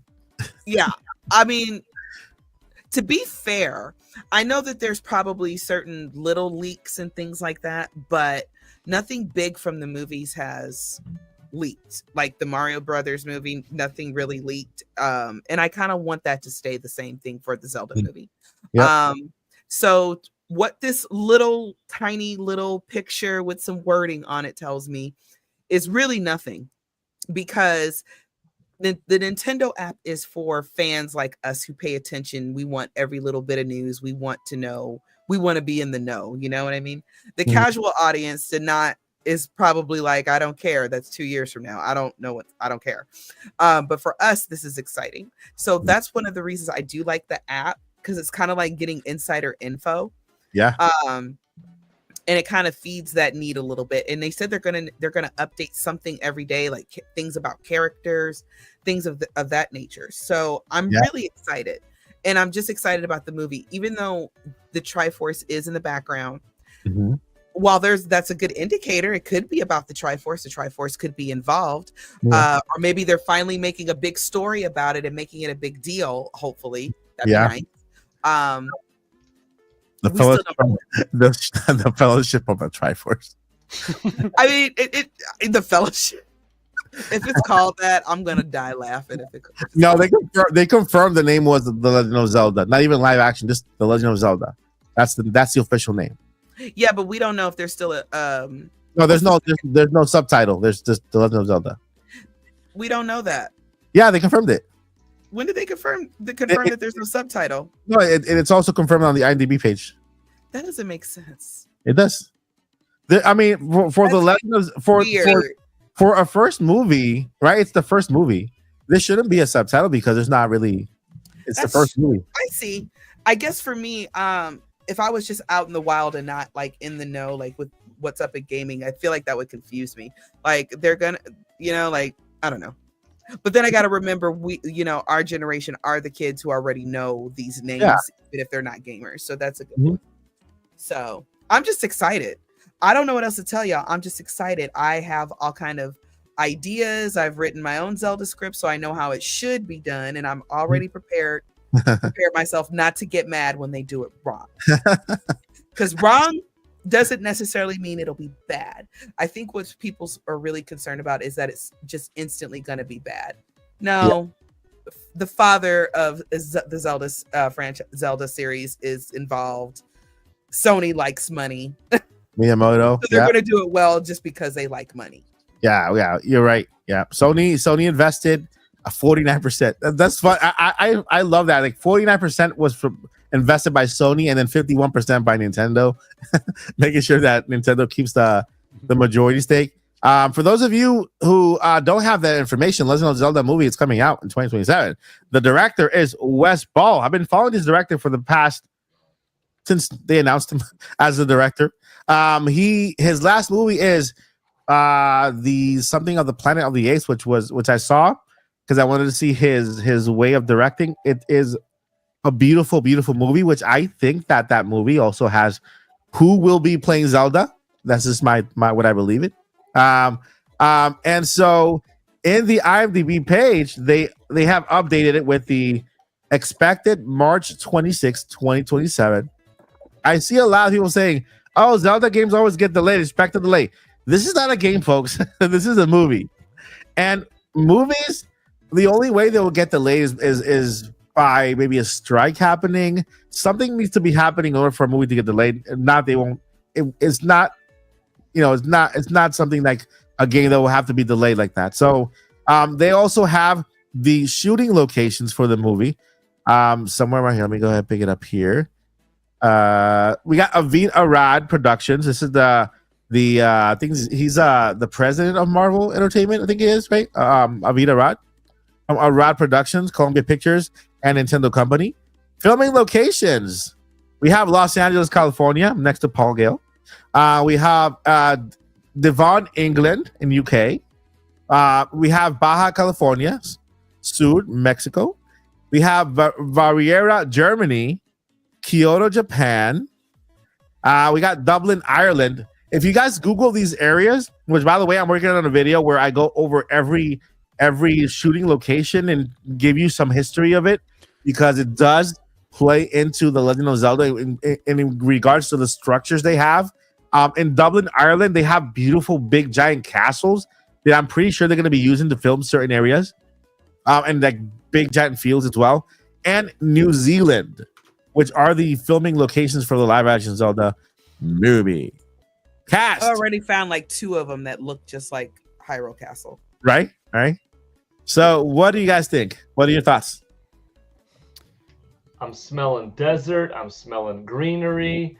I'm picturing water. I'm picturing castles. I'm picturing a lot of cool looking spots that make up Hyrule. and different races. I said Yeah. shield surfing. Ignore me. Shield y'all. Oh, that would be cool. Yeah, It would. this announcement did not need to happen, but I will say it made everyone be aware of the app, because I did not download the app after the direct. By the way, can we just all agree that was like the worst ending to a direct ever? Why don't you start with that? Like, You're not yeah, wrong.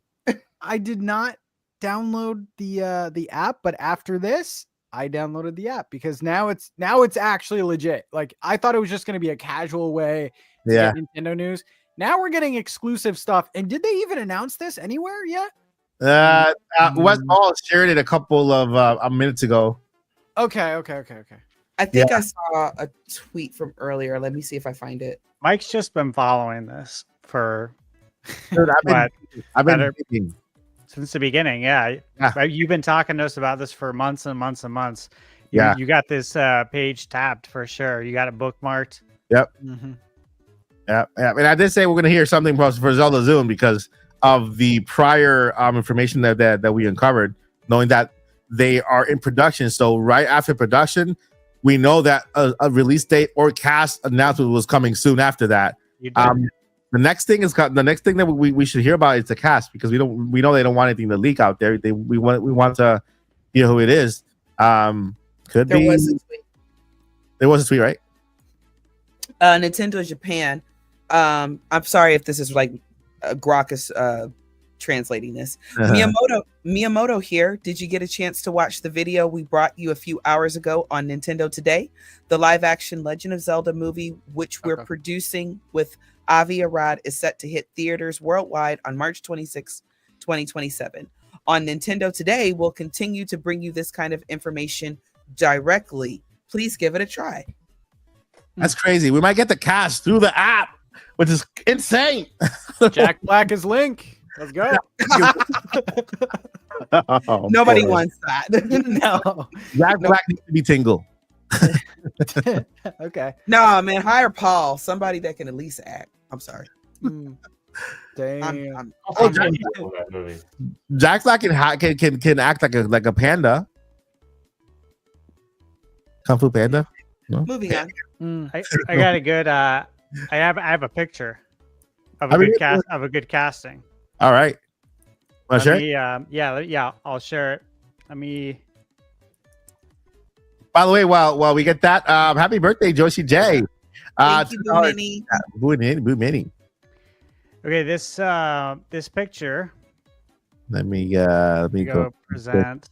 Share screen. Here we go. Okay, Hmon. You guys know Hmon in chat. Am I sharing it? I'm not sharing it yet, right? No, but it should come up now. Hmon sent this to me, At the stage. and I think Let this is money. And this is a good casting choice. Let me Okay, see. I'm so curious. At the stage. There you go. Ooh. Oh, get for real. So, like, look at this guy on the left. I had to ask Hmon who this is because I don't know, but she said for older Ganon. This is the profile, and then of course Henry here. Henry which- Cavill. Ryan. We all know Henry's actually a real like legit gamer. Yeah, So he'd be all over this role. for real. But yeah, I was like, yeah, I could totally see that.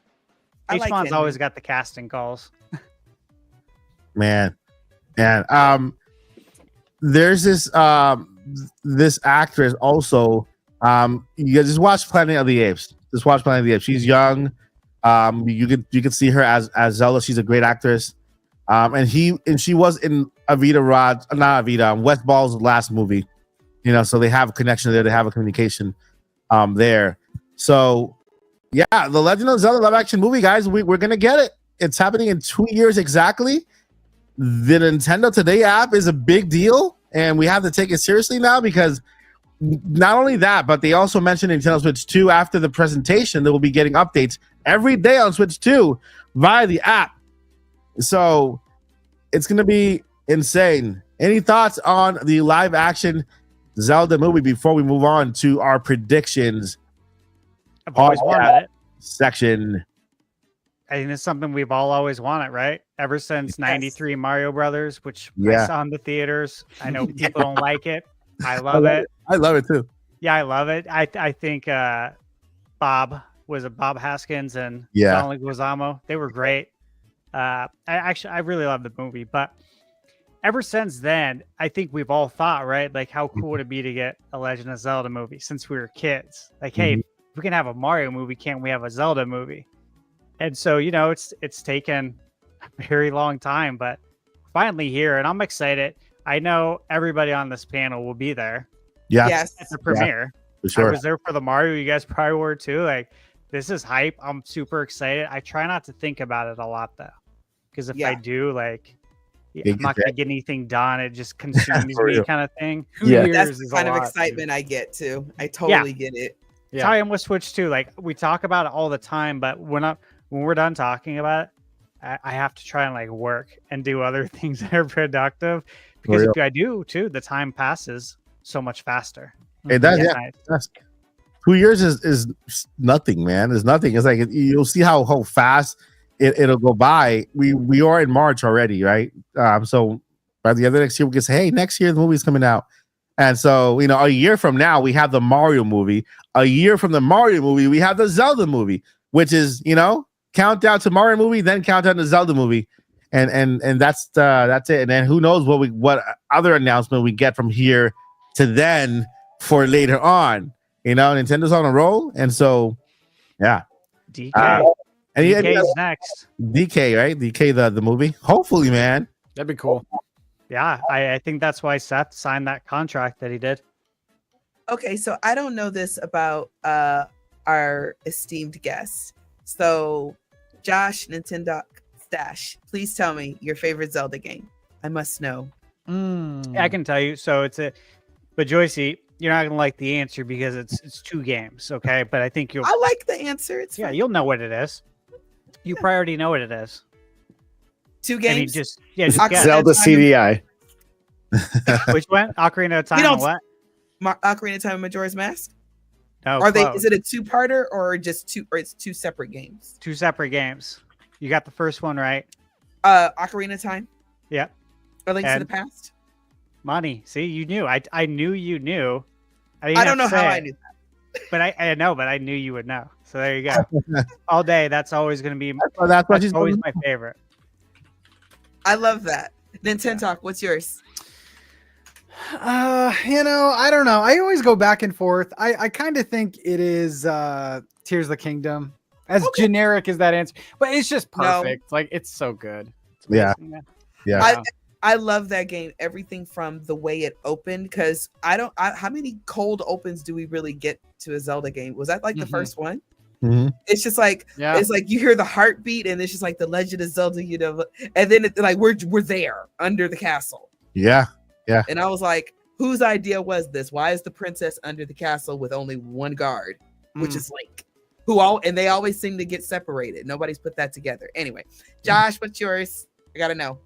This is such a tough question. I'm very much I'm very much like Stash as far as like A Link to the Past and Ocarina were such they were so iconic at the time, right? It was like, but even the very first game was the very first Nintendo game I ever played. Like, I remember seeing the gold cart, and like it's ingrained in my mind. Like, whoa, how is this like the arcade at home? Like, what is going on here? But I recently saw somebody streaming Ocarina on TikTok, and saw the Nice. part where Link is reflecting stuff with the mirror shield, and I had like forgotten about that, right?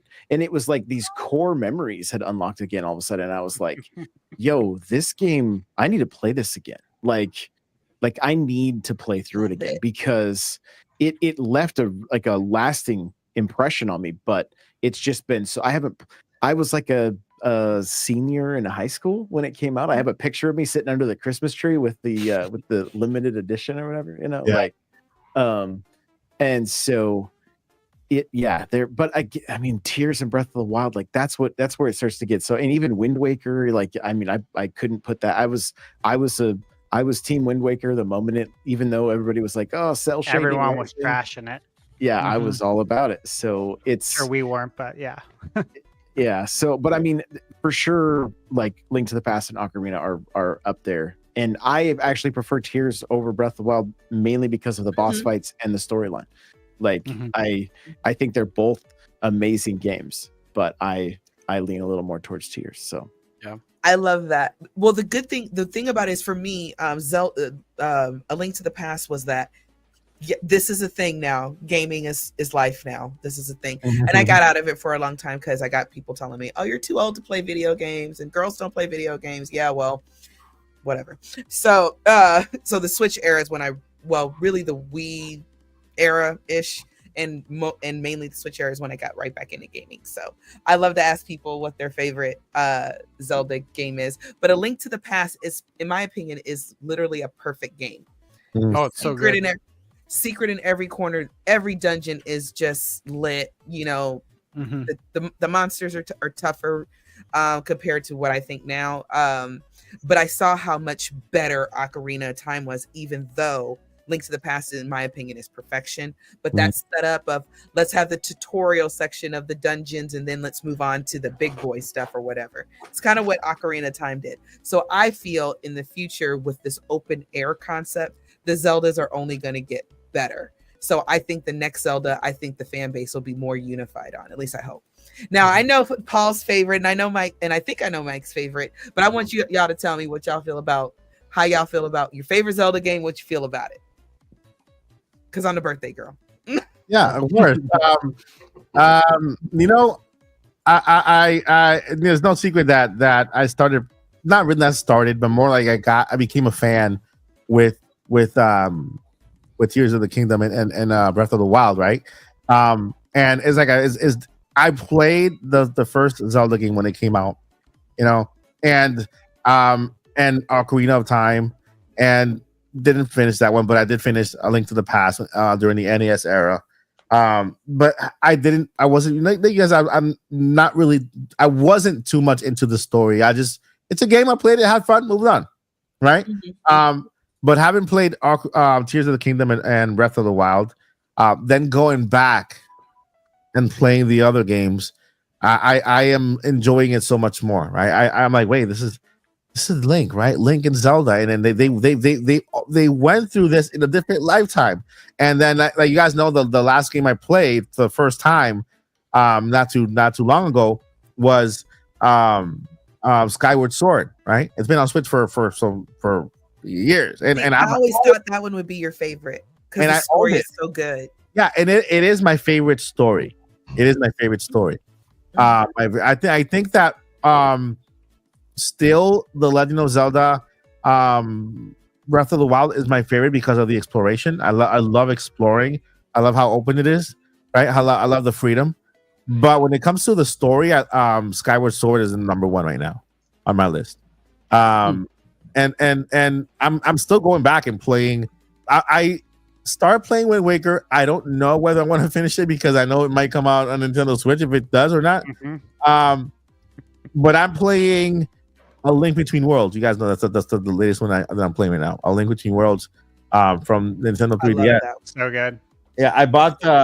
You guys know my situation. I'm legally blind, so I had to buy. I did buy the physical version, and I'm playing it on what's it, Citra? So yeah, I'm playing it on Citra. So you guys, emulation is legal, but you make sure you do it legally. Make sure you play with your own video games. Don't do stuff. And so I'm enjoying it. I'm really enjoying it. I met the low rule area, and which is hilarious. And the opposite. And did you meet Hilda? And Hilda, yeah, she's cute, right? I'm like, hey, there's another She's one like here. a dark-haired Zelda. Exactly. So I love the whole mechanic of Link turning into paint and going through the walls and stuff like that. I think that's very creative.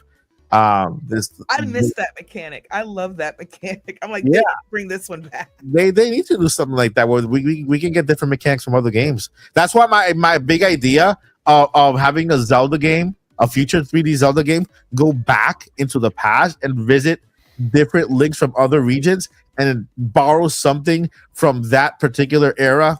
Mike, that was my idea, honey. No, that was my idea. I've been saying that for a couple years now. No, well, you probably had that idea, but you never shared it with me because I shared that with in a video that we made with Nintendo Land like a while back.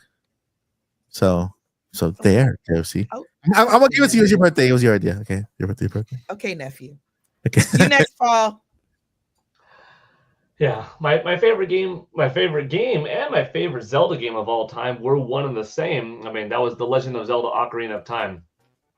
Already a fan of Zelda up to that point, but being 15 years old in high school in 1998, just looking for years at that point at Zelda 64 and Ocarina of Time, screenshots, VHS tapes, etc., seeing the evolution of what that game was going to be, the jump in technology from that next Nintendo franchise, because we saw it from Mario to 64, from Star Fox to 64, and now it was Zelda's time to go to 64.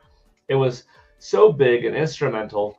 The game really stuck with me forever, and even though other games since then had better writing, longer writing, thanks to, larger medium storage capacity and bigger cinematics and stuff like that, Ocarina was so special because I love time travel. That's always been a personal time travel in movies and in games. It's just one of my things. I like that I like that aspect a lot.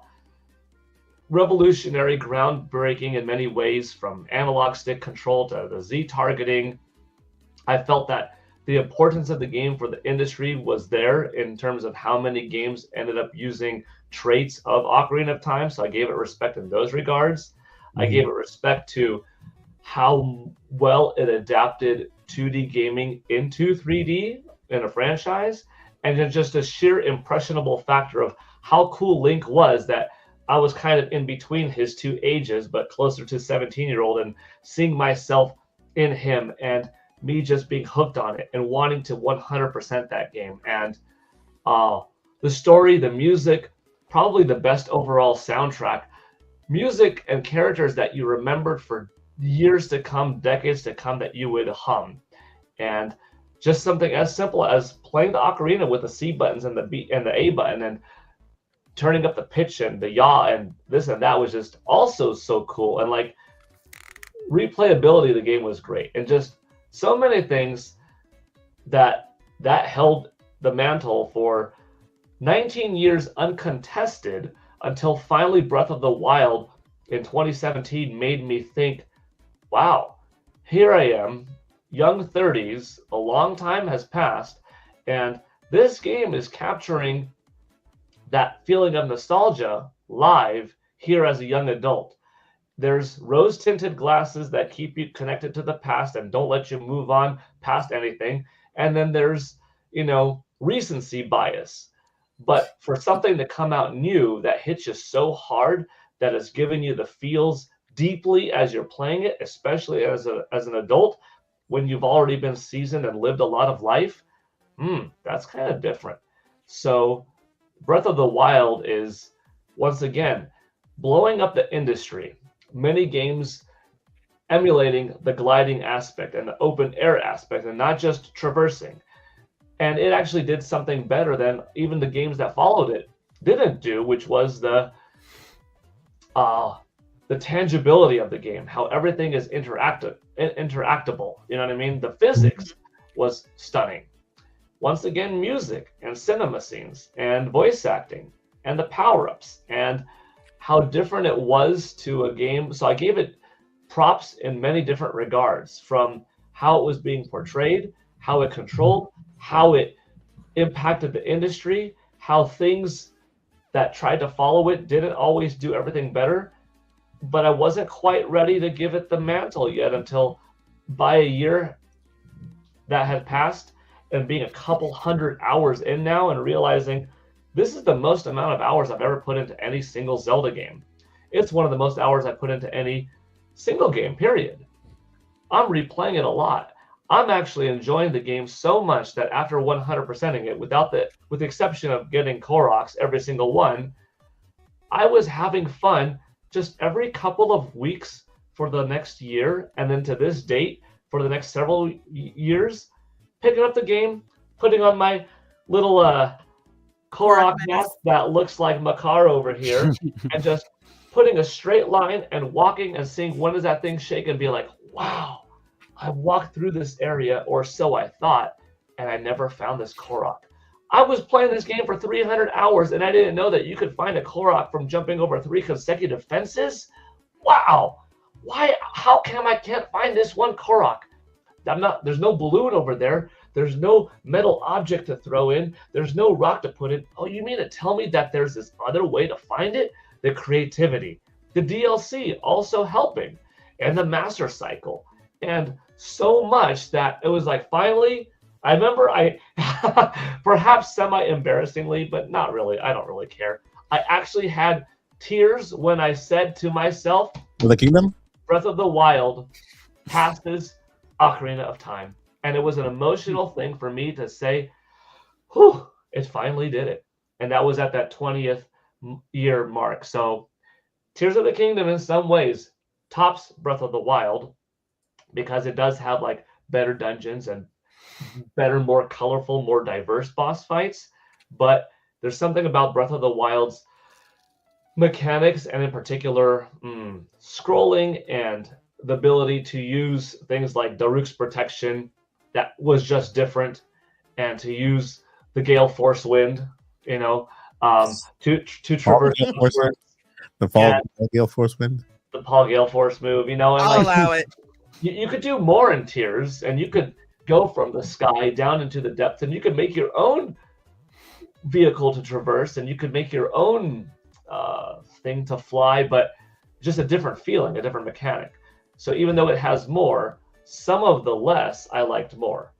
And the stasis, some of those other powers were more. So you could say Master Hand gives more control, but stasis has its own level of creativity. And the bombs applications, you could say, well, both have bombs, but maybe I like certain aspects of the bombs here more. So it's like, better in some regards, but no, I overall give Breath of the Wild a little bit more credit, because I think that's more fair, and just overall a little bit more favorable in my overall liking of it. Even though I love Tears also, I give that a 10. I give Breath of the Wild 10. I give Ocarina of Time 10. I give the Wind Waker a 10. There are several 10s. It's impossible to tell Paul to pick a favorite game. Over the years, but yeah. But I still wanted to hear. I still wanted to hear it. Breath of the Wild is number 1, and Ocarina is number 2, and then it's fair. a little bit more difficult of a decision going into like 3, 4, 5. Yeah, I think Breath is. I want to say that's probably the first big Zelda game that came out that had a social media presence, and I feel like Breath of the Wild captures the whole moment. Everything from Switch, all the things that we didn't know yet that we know now, we felt it then. The Switch is about to be a hit. Oh, this is about to be the best Zelda game ever. Or, all the, everybody's happy, all that kind of good feeling. That's what Breath of the Wild is special. But A Link to the Past still hasn't found it. I still haven't found the one to top it yet. But they're all good. But thank you guys for sharing that with me. Nothing makes me happier than talking about Zelda. Giving us that opportunity. Happy birthday! Thank you. I'm Minish Cap too. Minish Cap is good. Love it. Minish Camp is lit. Yeah, love it. It is lit. All right, so that is a good segue into our main topic of the day. Nintendo Switch 2. We are now, believe it or not, guys, we are in the last podcast before we are indulged with the knowledge of the of the stones, like a Marvel, the Marvel stones, like the Infinity Stones. It's 5 days away. All of our questions will be answered. That C button that stands for what? Who the heck knows? Nintendo will confirm. We will know what is the launch title of the Nintendo Switch 2. We will know. We will learn. I mean, I don't think Nintendo will go into the power of the system. They're more into showing you what it can do rather than telling you what it has inside. And so, our Nintendo Switch 2 predictions: what will happen during this presentation? What games will we see? What is the new gimmick besides the mouse? I still think Nintendo is holding something back, right? It can't be just a mouse. And of course, the bigger screen and the magnetic thing. I mean, I guess there's more. There's a couple of things, but that is the gist of the podcast. We're gonna go ahead now and go over our predictions. First, beforehand, there is that rumor, the rumor of us getting an 8-inch screen. We saw that it's a bigger screen, but the one thing we have not yet confirmed: is it an OLED screen or is it an LED screen? Right. That is something Nintendo will officially confirm. I purchased something just to prove a point. And this little device that I have in front of me, let me go ahead and how do I do this? Okay. This little device that I have in front of me here. What did I do? I don't know what I did. I don't know what I did there. You took it out of your own screen, I think. Like And that? you put us at the bottom. Okay, you put us on the side. I think you meant to go close up of yourself. Okay, let me go ahead and do this there. And then let me go ahead and do this there. Where are you guys though? Well, when you go, we're at the bottom, or we're behind. There. We There. can see you. There you go. Stay. All right. So I purchased this little device here. It cost me about $40, right? Is that the Miu? It's a what? Is that the Miu Mini? Or no? No. It's I think maybe it's probably like a Amber Knight or something. yeah. It cost me $45, right? And it has something that proves that what we're getting is very high quality. Steve knows I released a video on screens, and I already showed what an IPS LED screen of this decade, or at least this century, this year or last year, looks like. Right? This little device has a screen that is an IPS gaming screen. It's an LED screen, LCD screen. Let me show you how it looks like. Oh, I mean, you can't really appreciate it there, but this is an IPS LCD screen. If I bring it back here, maybe you can see how. I mean, it looks a lot more colorful in person. The colors are very vibrant. I put it side by side with my OLED. This is a lot brighter, a lot more color came through it. The blacks on the shadows behind the Mario. By the way, this is not Mario World. This is like a parody. It's not even Mario World. It's like it's one of those gimmicky part. It's not Mario World. It's just crazy. But it's crazy that they know what they're doing. They know that they have an LCD screen from this era that works. Remember, it's not the same LCD from 2017. It's a newer LCD type. Well, there's LCD, there's mini LED, there's ISP LCD. That's I also have they just sent me a monitor this big. That's a gaming screen that's 120 frames for whatever. I don't know, but it's also an IPS gaming monitor that is very comparable to OLED, just because of the dark blacks and the colors and everything. And it's not OLED. So what I'm saying is that Nintendo knows what they're doing. It's a lot cheaper than OLED. It looks great once we have it in our hands. It's going to be crazy. The PlayStation Portal, I believe, has almost the same screen on it. It also has an 8-inch screen. So whomever has the Portal, it's a very similar screen to that. And so that's the first thing I feel like we're gonna be wowed by the screen technology they're gonna use. And of course I went over some patents and where they did some kind of force touch on the screen where it gives you haptic feedbacks. So I hope that's going to be part of it too. But I'm not going to go ahead. I'm not going to start with the predictions. I want to give it to the cast here. Predictions for Nintendo Switch 2. All right. Now in these predictions, we're gonna go ahead and break it down. Okay. We're gonna break down hardware features. All right. Part 1, launch title. All right. Launch title for year 1 and third-party support. And then at the end, we will end it with the price and pre-order start date. All right. So I'll start with Nintendo Talk. Hardware features. What do you expect from Nintendo to bring us when it comes to hardware features? Yeah, don't let the glasses fool you. I'm not a big techie boy, but I think the console will be good. I think it's gonna run your games at a smooth like 1080 60. I mean, it's 2025. Like that should be the norm, right? Yeah. Like, I feel like that's not asking too much. I kind of think the reveal trailer that we got that's playing on the screen kind of shows us what they're thinking. I think we're gonna have a lot of comparisons in this direct of Switch 1, Switch 2, because I feel like there are still people that are like, well, why do I need this thing? Mm-hmm. So I think they're going to show off Switch 1 games. I think Metroid is a perfect game to show off because that game looks amazing, but if they can make it look even better, I think that would be awesome.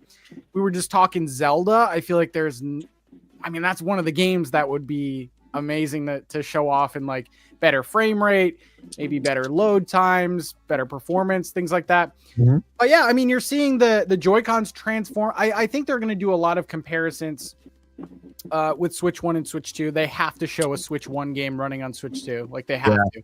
Yeah. But yeah, I mean, I'm not too worried about the screen. I feel like a lot of us are talking about it just because that's the revision that we got with the OLED Switch. So like now we're all like have screens on the brain. But I think, it's a modern gaming console. I think screens won't be the problem. I tend to play my Switch docked anyway, but yeah, I don't think anyone's going to complain about the screen. So yeah, I mean, that's not a super techie answer, but I just think it's an answer, man. It's going to be good. I think it's going to be good. It's going to be good. Yeah. All right. All right. What do you think, Paul? What's the first question? The launch games or? Yeah, no, we're talking about hardware now. What do you think? What do you expect Nintendo to do? We're dividing it in three parts right now. Hardware and features. Right. The next one we'll go over will be launch titles for the first year, and then we'll go over price and pre-order. So for right now, we're talking about hardware and the hardware features. I don't think they'll have kind of like you said, because I was still listening even when I was out for a second. I don't think they'll be like 3 teraflops, 12 gigs of RAM. It's probably like here's a screen size and powerful processor, Nintendo's most powerful console ever, or maybe something like that, like at the extent of it. But I think it'll be plenty powerful enough, plenty capable enough when we see Nintendo's next iterations of classic titles or anything new. Like if we see something from Monolith Soft, whether it's another Xenoblade game or the one with that woman with the sword and like a little bit of a dive in that, we're like, wow, there is no way that would have run on Nintendo Switch. When we see just how much more in-depth Mario Kart is, you'll see like, dang, that is actually a big jump forward. And the next Zelda, if there is a Metroid Prime 4 version built for that, that's just going to tell the tale. Depending on what third-party games are shown, you're like, okay, that's not on PS4 and Xbox One. That's only on PS5 and Xbox Series. And dang, unless if I'm doing like a frame-by-frame analysis and all this kind of stuff, I wouldn't have known which version am I looking at. Oh, okay, now I can see that, yeah, maybe the polygon model is a little bit less, but like, hey, that's a capable system. I'm pretty sure that based off of who we know is involved and rumors of what games are involved and specs and stuff like that, when you add DLSS and you add 12 gigs of RAM and you have around 3 teraflops of power and other more modern components in it than the other systems have, it's going to be capable. What extra though beyond the mouse controls and like NFC chip still being in there. I don't know if they'll show it off right away, but I have a feeling that this system, with the ability to have a USB Type-C port on the bottom and the top and different grooves, means there is going to be some type of attachment functionality to it. Could it be shown right away at this Nintendo Direct? Maybe. And I mean, like, here's a simple secondary screen that you could put on top. By the way, this secondary screen can be your smartphone. Oh. And then that's how you could unlock DS. We will be selling a separate screen that's only $100 to put on top of it and to have your full Nintendo DS, 3DS functionality when DS and 3DS end up coming to NSO as part of our new tier. But even if you don't buy a second screen, we have a little apparatus that's only $30 that lets you put your smartphone in horizontal mode with a little bit of a boop boop and like bam. You know what I mean? Like, I could see them doing something like that. That'd be awesome. And that would be a way how to sell a product, but then also allow more people to just use it because everyone has their own smartphone. You know what I mean? Yeah. So I think some kind of secondary screen functionality will be a thing. I don't think they're done with Labo, but I don't know if Labo will necessarily come back in cardboard box form.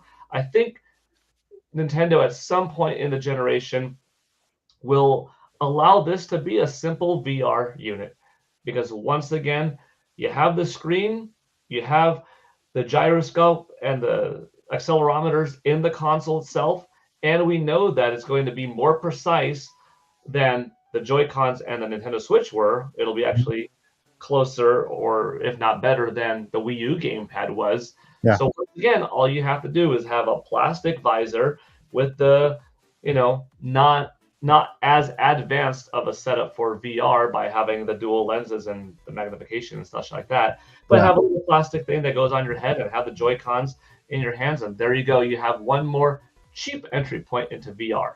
It won't be taken super seriously unless if that head strap is packed in every single box from the start, because that's how you ensure that every single Nintendo Switch 2 owner has the ability to go up to VR, which means there's the incentive for developers to actually make games have a VR functionality, because they know it's one-to-one with every owner that has the access to it without having to buy some head strap, dealio.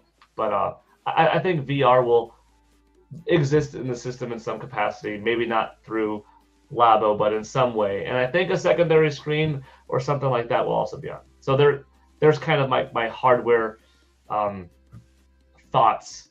Powerful enough, and some stuff will be connecting to it, but just what exactly, I don't know. But something that allows us to play more games, that's the easy answer, I guess. I like it. Yeah, I'm on board with that, with the second screen, and even the part of the phone being, could be a thing for them to use NSO with, because I know with NSO they'll give you the ability to either you buy the controller, the original one, use a wireless one, or use your own controller. So having your cell phone could be their way of saying you can use your own cell phone as a second screen, or you can buy ours. Have the experience. So yeah, everybody 1-2 Switch shows they don't mind you not buying another Joy-Con. They're like, hey, you can use your iPhone, you can use your Android to do this. So it is a different Nintendo. Like, where back in the day it'd be like, oh no, you have to buy this, and now it's you could use that. I mean, ever since they went to putting Super Mario Run and Fire Emblem, I forgot the subtitle of that one. Heroes, which was a lot of fun. On smartphones, you saw like this is a Nintendo that is evolving with the times and is allowing for other devices in capacity to function. Yeah. So yeah, pretty cool. We'll see. So what do you think? Go, Josh. Hardware. What are your predictions for hardware? Okay. Well, I like everything I'm hearing, right? And I've been thinking cell phone for a while as a secondary screen, like with some kind of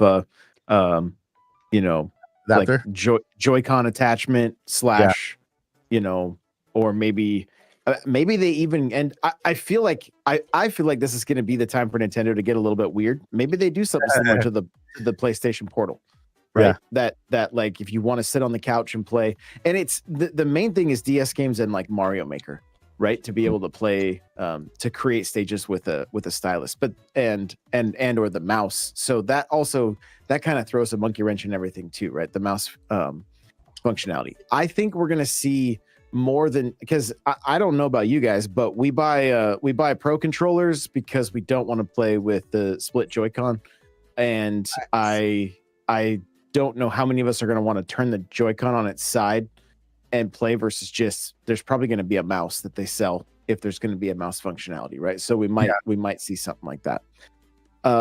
I wouldn't be I wouldn't be too shocked if we did see something NSO related for GameCube. And just for the fun of it, I'm going to throw Wii out there because I don't hear a lot of people mention this, but I would love to see a game, a wireless GameCube controller and the Wii remote and the nunchuck make their way back as well.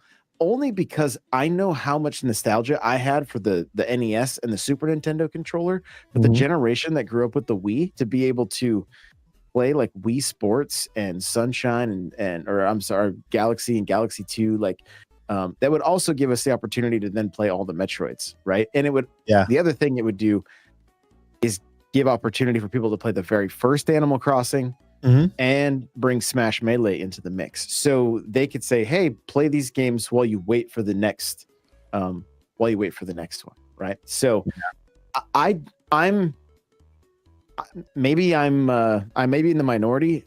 I'm okay if there's not any other like big gimmick outside of the mouse functionality, because I don't even know if that's something I'm going to touch unless Nintendo creates some games that really work well for it, right? Like 1-2 Switch was a very strange game, but my kids sat and played that way longer than I thought they would.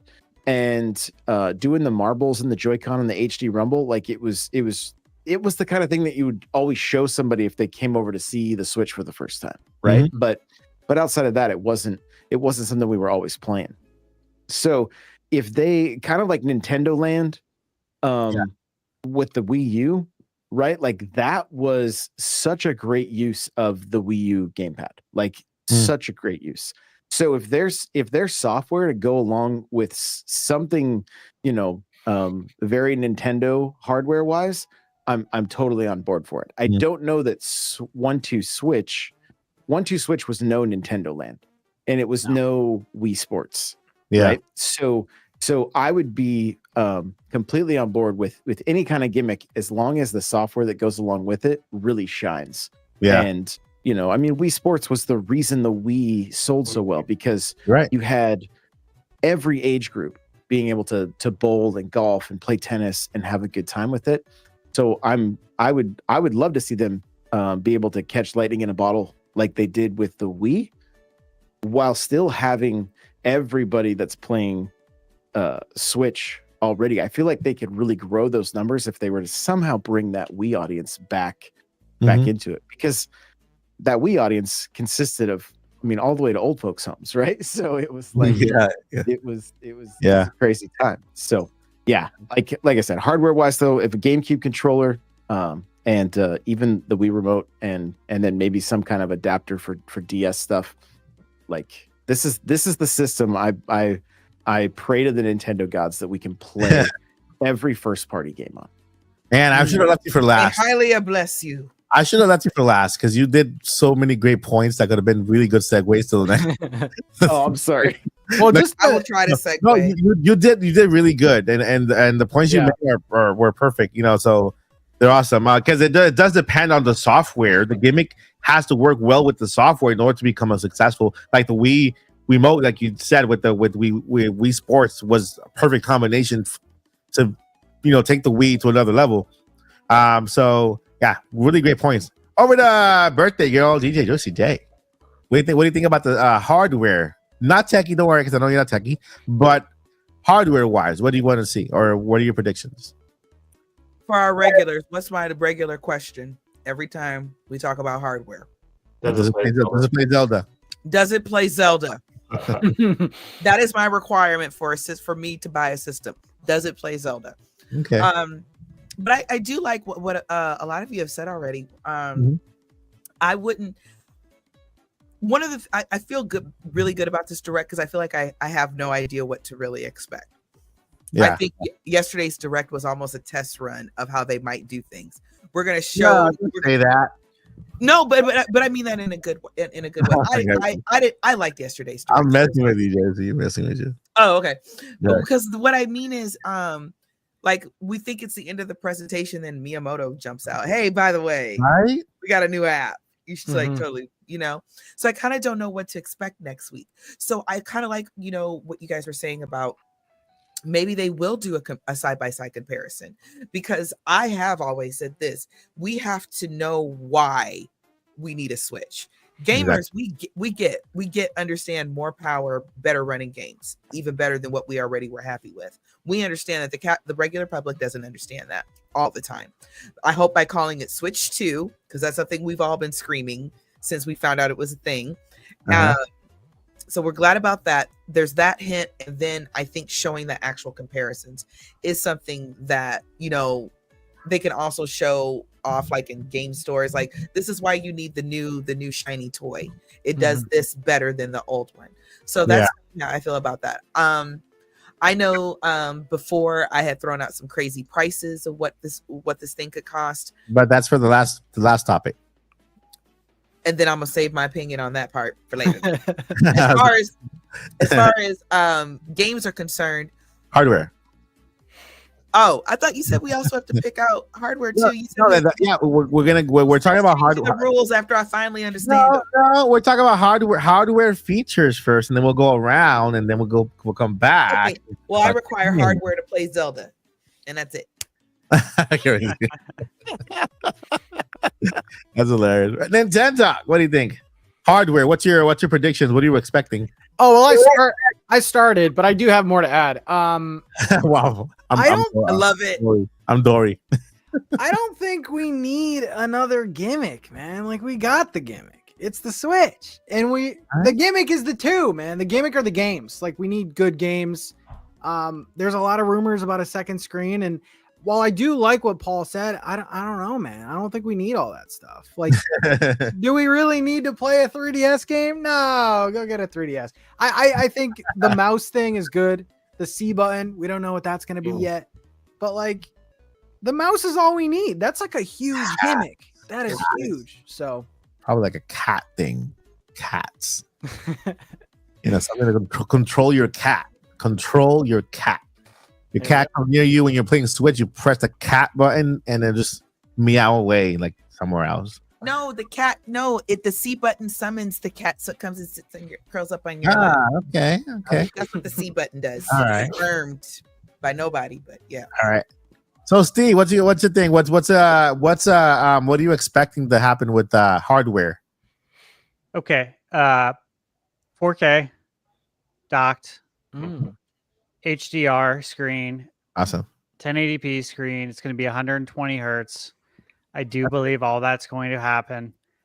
I do think they'll show off mouse controls. They're not going to talk about DLSS, but for anyone who can see it, they'll know. Yeah. It's going to be present. I do think magnetic Joy-Cons will 100% check out. SD Express is going to check out. What I want to see, Switch 1 enhanced games, I want that to be a thing. And I say that plural, not just Metroid, not just Zelda. I want that to be something that is widespread and open to third-party developers to do a patch for the game. PlayStation's done it. Xbox has done it. I think they've done an excellent job with it. I've taken advantage of this on multiple games, probably at least 20 games. And it's far superior playing the PS5 version.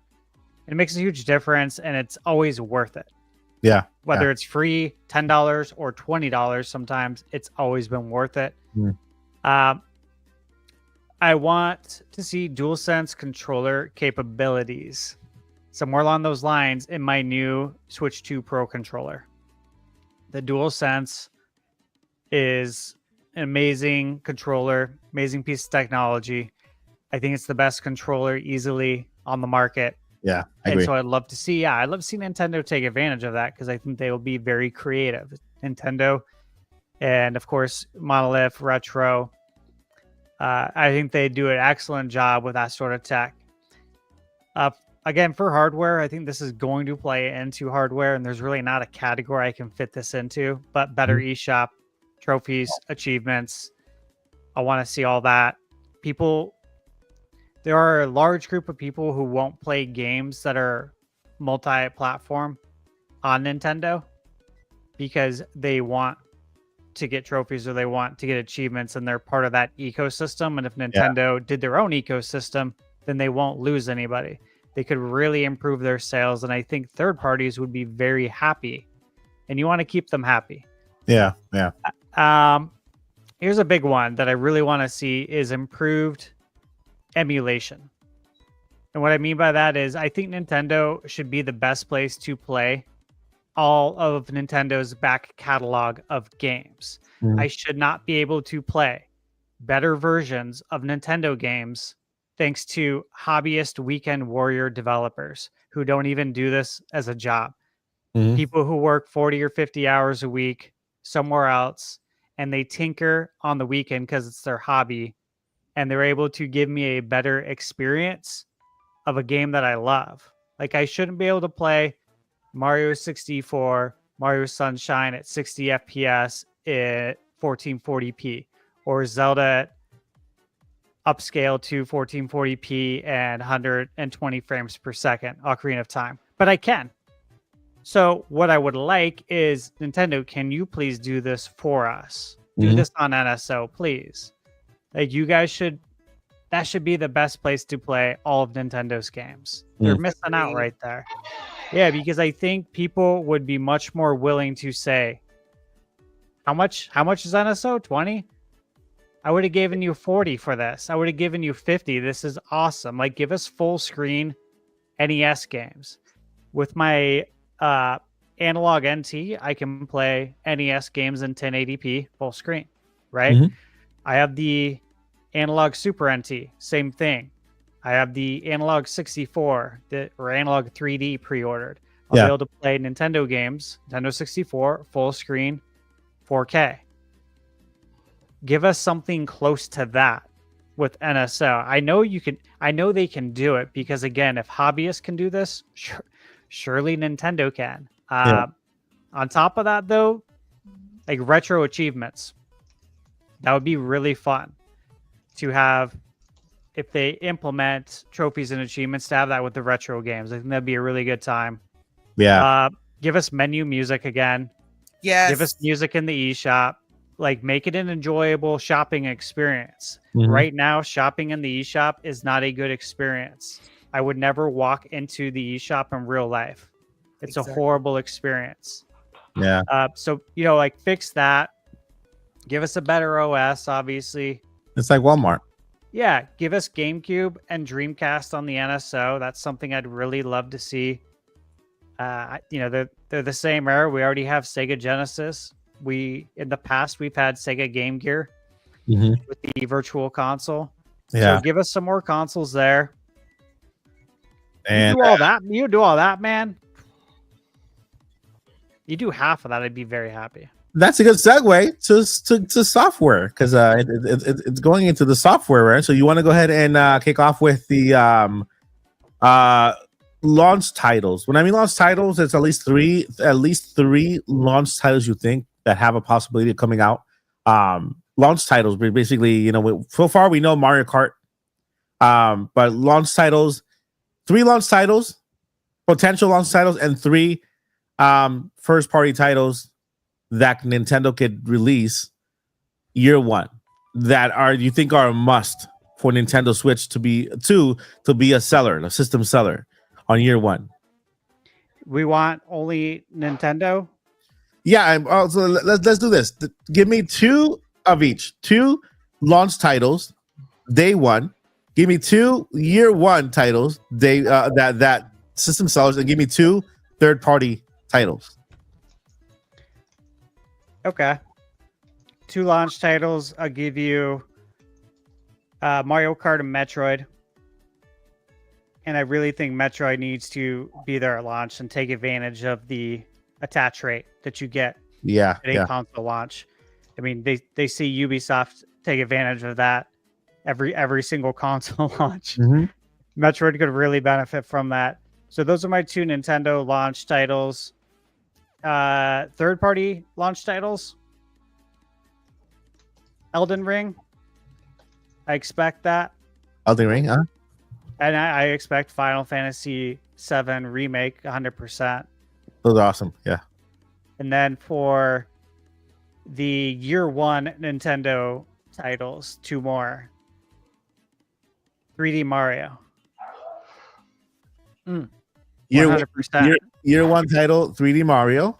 100%. It's coming out this holiday for the 40th anniversary. Yeah, for sure. And then the other first party, I do think it would be a really smart move, and I'm sure this is something that would make Nintendo Talk clearly happy. But look, we've talked about it, Mike.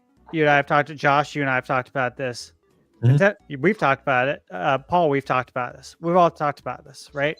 In that Mario Kart is such a excellent evergreen title. It's your driver. Yep. And it can be. You know, you can literally add cups in Mario Kart as DLC from other Nintendo IP and advertise those games within a game. Yep. It's very smart. But it's an evergreen game. And Animal Crossing is very much an evergreen game. And you cut it off so early with Switch 1. I believed from the beginning there was a reason why they cut it off that early, because they want to get it out of the gate within that launch window. So the first year. And it would make a ton of sense to get that out early and to make this a game that is constantly updated, constantly new DLC, evergreen, just like Mario Kart. So those are my choices. I like it. I like the fact that they can do with Animal Crossing what they did with Mario Kart and even Smash. Like, don't release every villager at the same time. Give us a core line of villagers, and then maybe later on introduce new villagers into the that would give us incentive to kick people out. And then a consistent drip feed. Yep. Yeah. With each new villager comes new accessories, new clothing, new things on the shop, new items too. So that'll be. I like the idea. Those titles help build the install base like very quickly. I agree. Hey, all right, I got a question real quick in Animal Crossing. Go ahead. Why they all come to our island and nobody pay rent? That's the big question. These are questions that I have about Animal Crossing. I'm like, what do you mean I gotta pay for everything? You came to my island. You're right. Make rent great again in Animal Crossing next time, Nintendo. It's loosely based on The Sopranos. They're all in the family.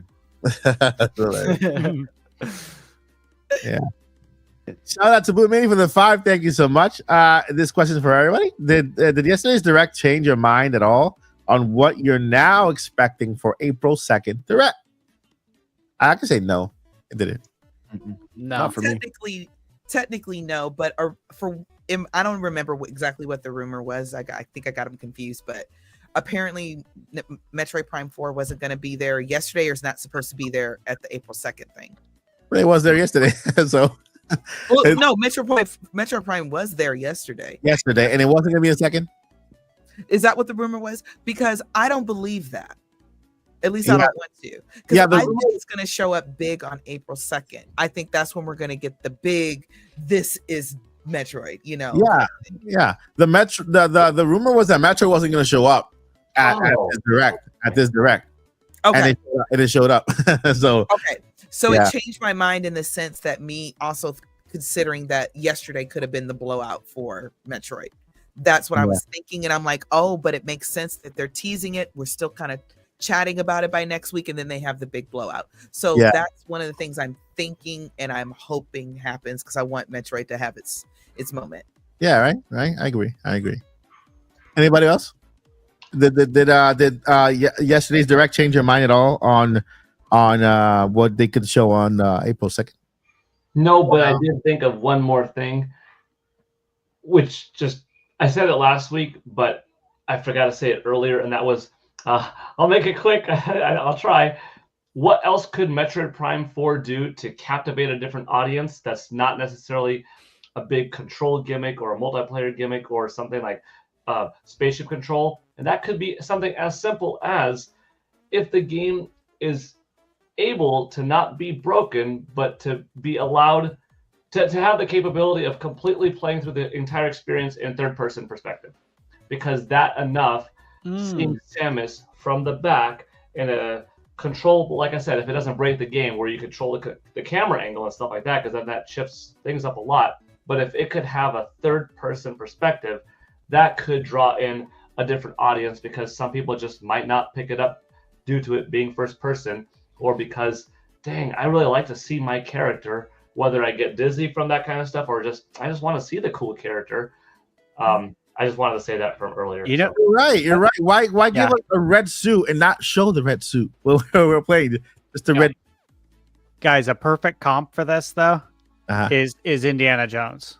It's an amazing game. I love it. It would have sold better if there was a option to play it in third person. You would capture a much larger audience. So 100%, Paul. There should be an option for that. That'd be a great way to boost sales dramatically, I think. That'd be cool. Yeah. All right, Boomy, thank you so much for that $5 super chat. I appreciate your support. And we are now talking about software, right? Software. Mm-hmm. Year one software. 2 day one titles. 2 year one titles, and 2 third-party titles. I am Dory with my brain. So who was the last person who went? I went first. Okay. So then Josh, 2 day one titles that you would like to see, 2 year one titles, and 2 third-party titles on Nintendo Switch 2. I'm gonna base this strictly on just how big of a fan I am for Smash and 3D Mario, right? Yeah. Like that's what I would say. I'm gonna preface it though, like I said, I think they're gonna show us the top 10, the top 10 best-selling games. Yep. But I think the biggest thing that we have to remember is they're gonna want to sell special edition consoles with almost every single one of those. So there has to be enough space between all of them that they can justify putting out. Because if you think about it, we had the first year we had the Switch launched, and then the Odyssey Switch, right? And somewhere along those through that first 2 years, there was a Diablo Switch.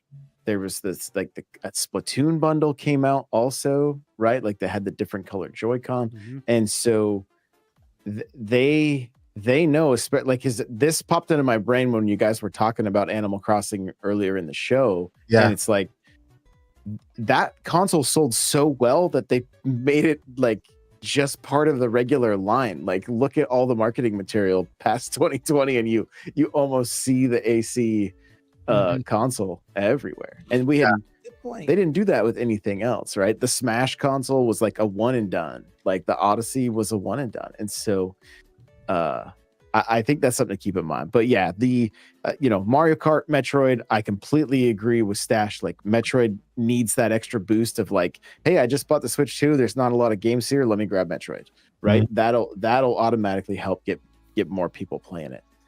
Mario Kart's going to be massive, and I cannot wait, of course. For third party, I'm gonna go with probably kind of the low-hanging fruit, but I'm gonna go with Call of Duty and Madden. Awesome. I like those 2 picks. See Madden. Because I think if there was if we did somewhat of a poll, you would probably find that a lot of people that play COD play Madden, and those are kind of their only 2 games they buy every year. Right. And so just to be able to have those on the go, like whenever not that you're necessarily going to play COD on the go. Like I get it, the short throw on those sticks is not all that great, but like Madden is a perfect on the go game, like an absolutely perfect on the go game. So, but even running through campaigns and whatnot on Call of Duty, still would be fun in handheld. Yeah, those I are expect it. It's on my bingo card. Both those.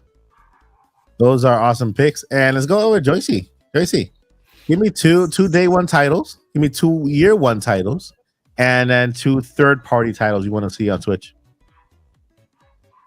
I don't know. I just made a list. So this is what I came up with so far. Okay. I'm so literally excited for next week that I'm just kind of not let my brain really go far into it. I just set up my brain to say, if there's no Zelda, we are not disappointed. That's right. And that's the only speech I've given myself. Everything else I'm just going to be happy for. But my guesses are, of course, I think 3D Mario is going to be a launch game. I think Mario Kart is coming a little bit later in the launch year, because I think the Mario Kart that we saw in the Switch 2 reveal, whatever that was, teaser, I was like, that doesn't look like it's even done. So it's like somebody literally like did a quick little screen grab, not even from the final product or anything. And also I think it was a red herring to kind of, I guess, throw us off the scent. I feel like Nintendo after this last gen is like totally like, we're going to try to hide things or do things differently so they can't figure it out, or things can't slip out, or if they slip out, then they're wrong for the wrong time or something. You're right. You're doing it. That's 2. And then of course, Metroid Prime 4, I do think that's going to be a launch game. Now, if it's a launch title or if it comes a little bit later in the year, I don't know. It could work either way. You're breaking my heart. Just want you to know that. I'm so sorry. It's all right. It's okay. We're cousins, okay? All right, fair. Best cousins ever. Okay. We all look just alike. But okay. I don't want to break anybody's heart. No, I'm totally playing. But I do think Call of Duty was on my list as well. Whether that's launch or it's going to be somewhere in the launch. And then I also think Final Fantasy. I don't know which one, but I think we're going to get some of the more recent games, because Square Enix, I swear, they're like dying to get something on Switch too. For real. They are. Tell us about it. Yeah, for real. I like it. All right, Paul, you ready for your 2 and 2? Yeah. 2 launch from Nintendo. I think it's Mario Kart and Metroid Prime 4 Beyond. I think just Metroid Prime 4 Beyond is going to get a Nintendo Switch 2 version, especially after we saw that recent thing. You know what I'm talking about? Where there'll be Nintendo Switch 2 exclusive games and Nintendo Switch 2 version games. I think Metroid Prime 4 Beyond is going to be those one that really touts the Nintendo Switch 2 version games. So there's that. Mario, I think it is, because it's been 11 years since the May Mario Kart 8 game. And even though most people got into Mario Kart 8 thanks to Deluxe, it's still been a long generation of that. 2 year one titles, Super Mario 3D, one of some capacity. And then I'm going to just say it because I want it to happen really bad, and that is a brand new Star Fox. The one that I've been talking about for a long time, a big, open, grand Star Fox that takes a little bit of Starlink from Ubisoft, a little bit of Ratchet and Clank from Insomniac Games, and a little bit of Star Fox, and have this aerial combat, land combat, beautiful story, online multiplayer, like the whole shebang. So those are like my 4. And then 2 third party, only because I know of a couple of third party developers that are locked in. This is why I never answered this question completely. So I'm going to answer with some third parties that I don't know of, which is a little bit not as fun, but because I don't want to say any of the games potentially from third parties that I know of. And I don't even know the games necessarily. I just know the third party's locked in. Just write it down and then just happen to hold it up on a whiteboard. So I'll go with something that I don't know, but that I think will be there.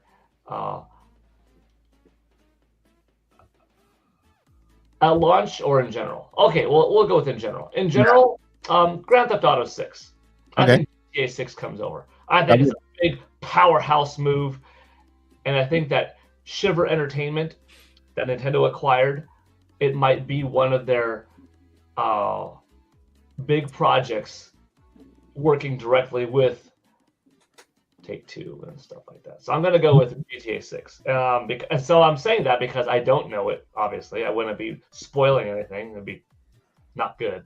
Yeah, but also knowing that a developer is working on Switch 2, but not knowing the game is not technically a spoiler. Right? I don't know. Well, I'm trying to entice him to kind of and the other game, I don't know of it, but I'm just going to say, yeah, a Call of Duty of some sort. Okay.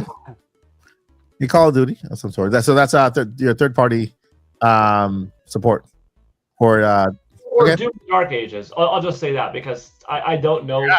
I don't know officially. So Doom Dark Ages or Maybe. Call of Duty of some sort, because both of those are under the Microsoft helm. Yep.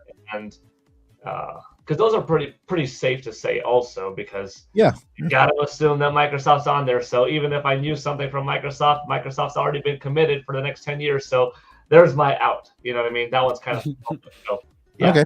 That's awesome. Thank you, Paul. Those are good picks. Has everybody gone, or have I missed anybody? Yeah, I didn't go yet. Yeah, I think launch game, you're gonna get your Mario Kart. I actually wasn't too impressed with what I saw. I gotta be honest. Like, I was looking for like a next gen Mario Kart. Yeah. What I saw was like a reimagined. You know, we got like a new looking Donkey Kong. So maybe it was the level choice, because they also showed like a dusty desert level. So maybe that wasn't the best. So yeah, I think we're gonna get Mario Kart. Makes sense. I mean, that's a great way to sell a console. Mm-hmm.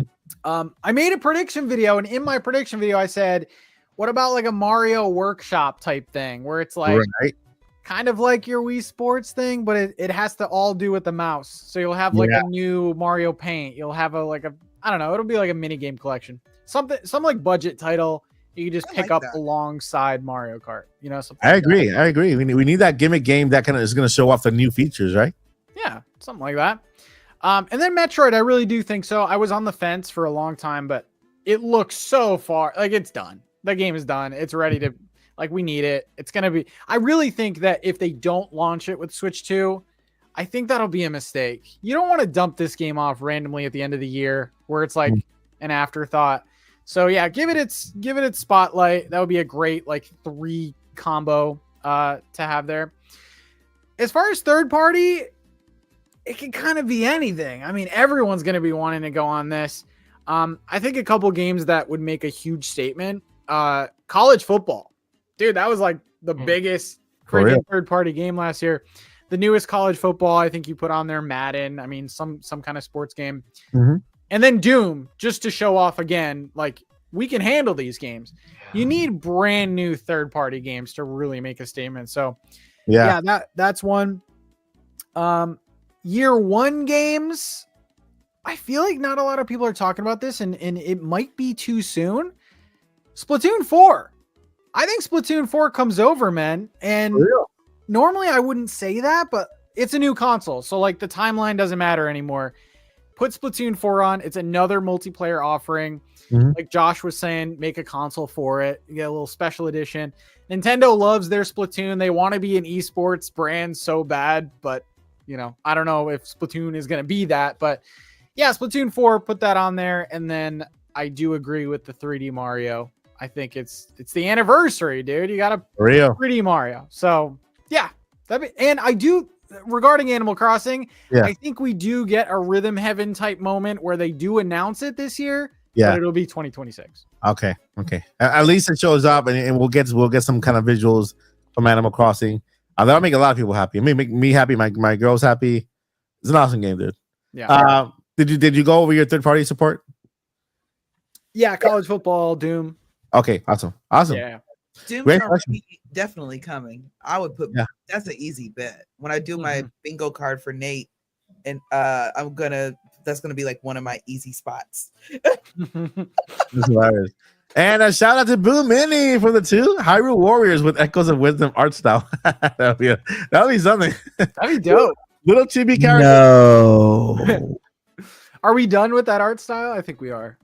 I Please, mean, let's be done with it. Please. I don't think we'll ever be done with the Echoes of Wisdom. I think that we'll still have top-down chibi games coming. You know, especially if they remake A Link to the Past or any other retro game from the past that has kind of that image, right? Yeah. I like it. I like the A Link's Awakening. I like Echoes of Wisdom. I love it. So I like the art styles. Oh, sorry, Paul. Don't do what you did with New Super Mario Bros. Wii, and Exactly. Yeah. Don't overdo it. Oh well, yeah. So I got my top two, and top 2. I will go ahead. Of course, Metro. I have to change to Metroid because I agree.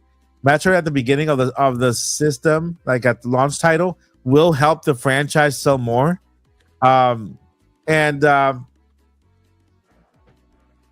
Second title for launch year, I'm going to select another one that's not Mario. I'm going to go with Luigi's Mansion 4 for launch title. I'm going to go left field. So Metroid Prime 4 and Luigi's Mansion 4.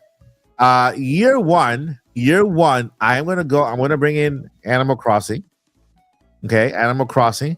And I'm going to bring in Mario Kart. Those are the top 2 selling games on Nintendo Switch right now. They're both top sellers. I think I'm agreeing with Joycey that Mario Kart might not be launch title, just because there is that rumor of the Nintendo Switch Mario Kart edition that they might want to push on the holiday season, then launch Mario Kart with that.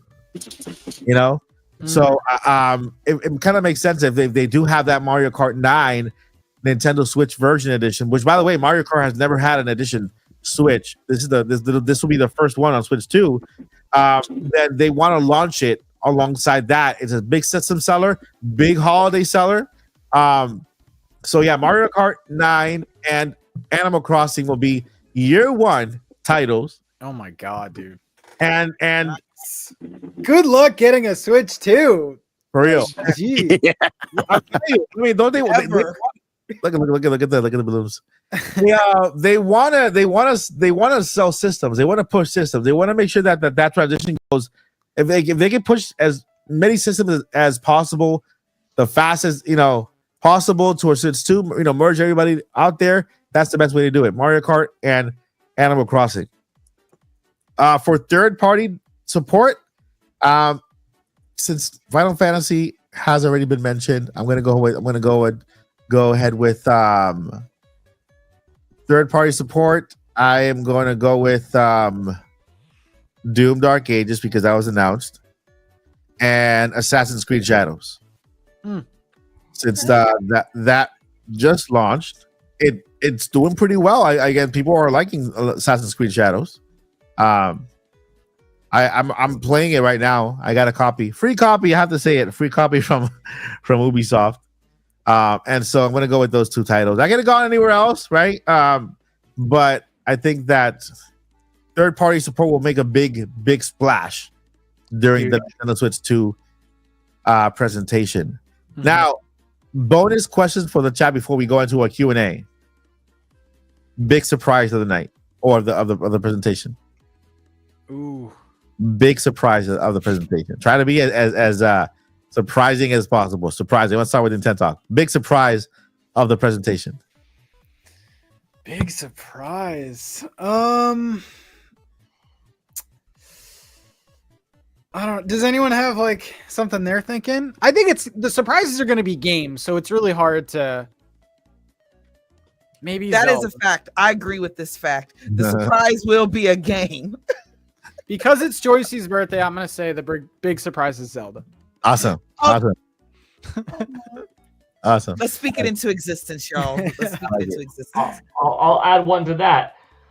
Next year is a very special year for one of our legendary franchises. The 40th anniversary, in fact. Please enjoy. The Legend of Zelda Ocarina of Time full big shebang remake. Oh my god. All right. That's a big surprise. Please call it that. The full shebang remake.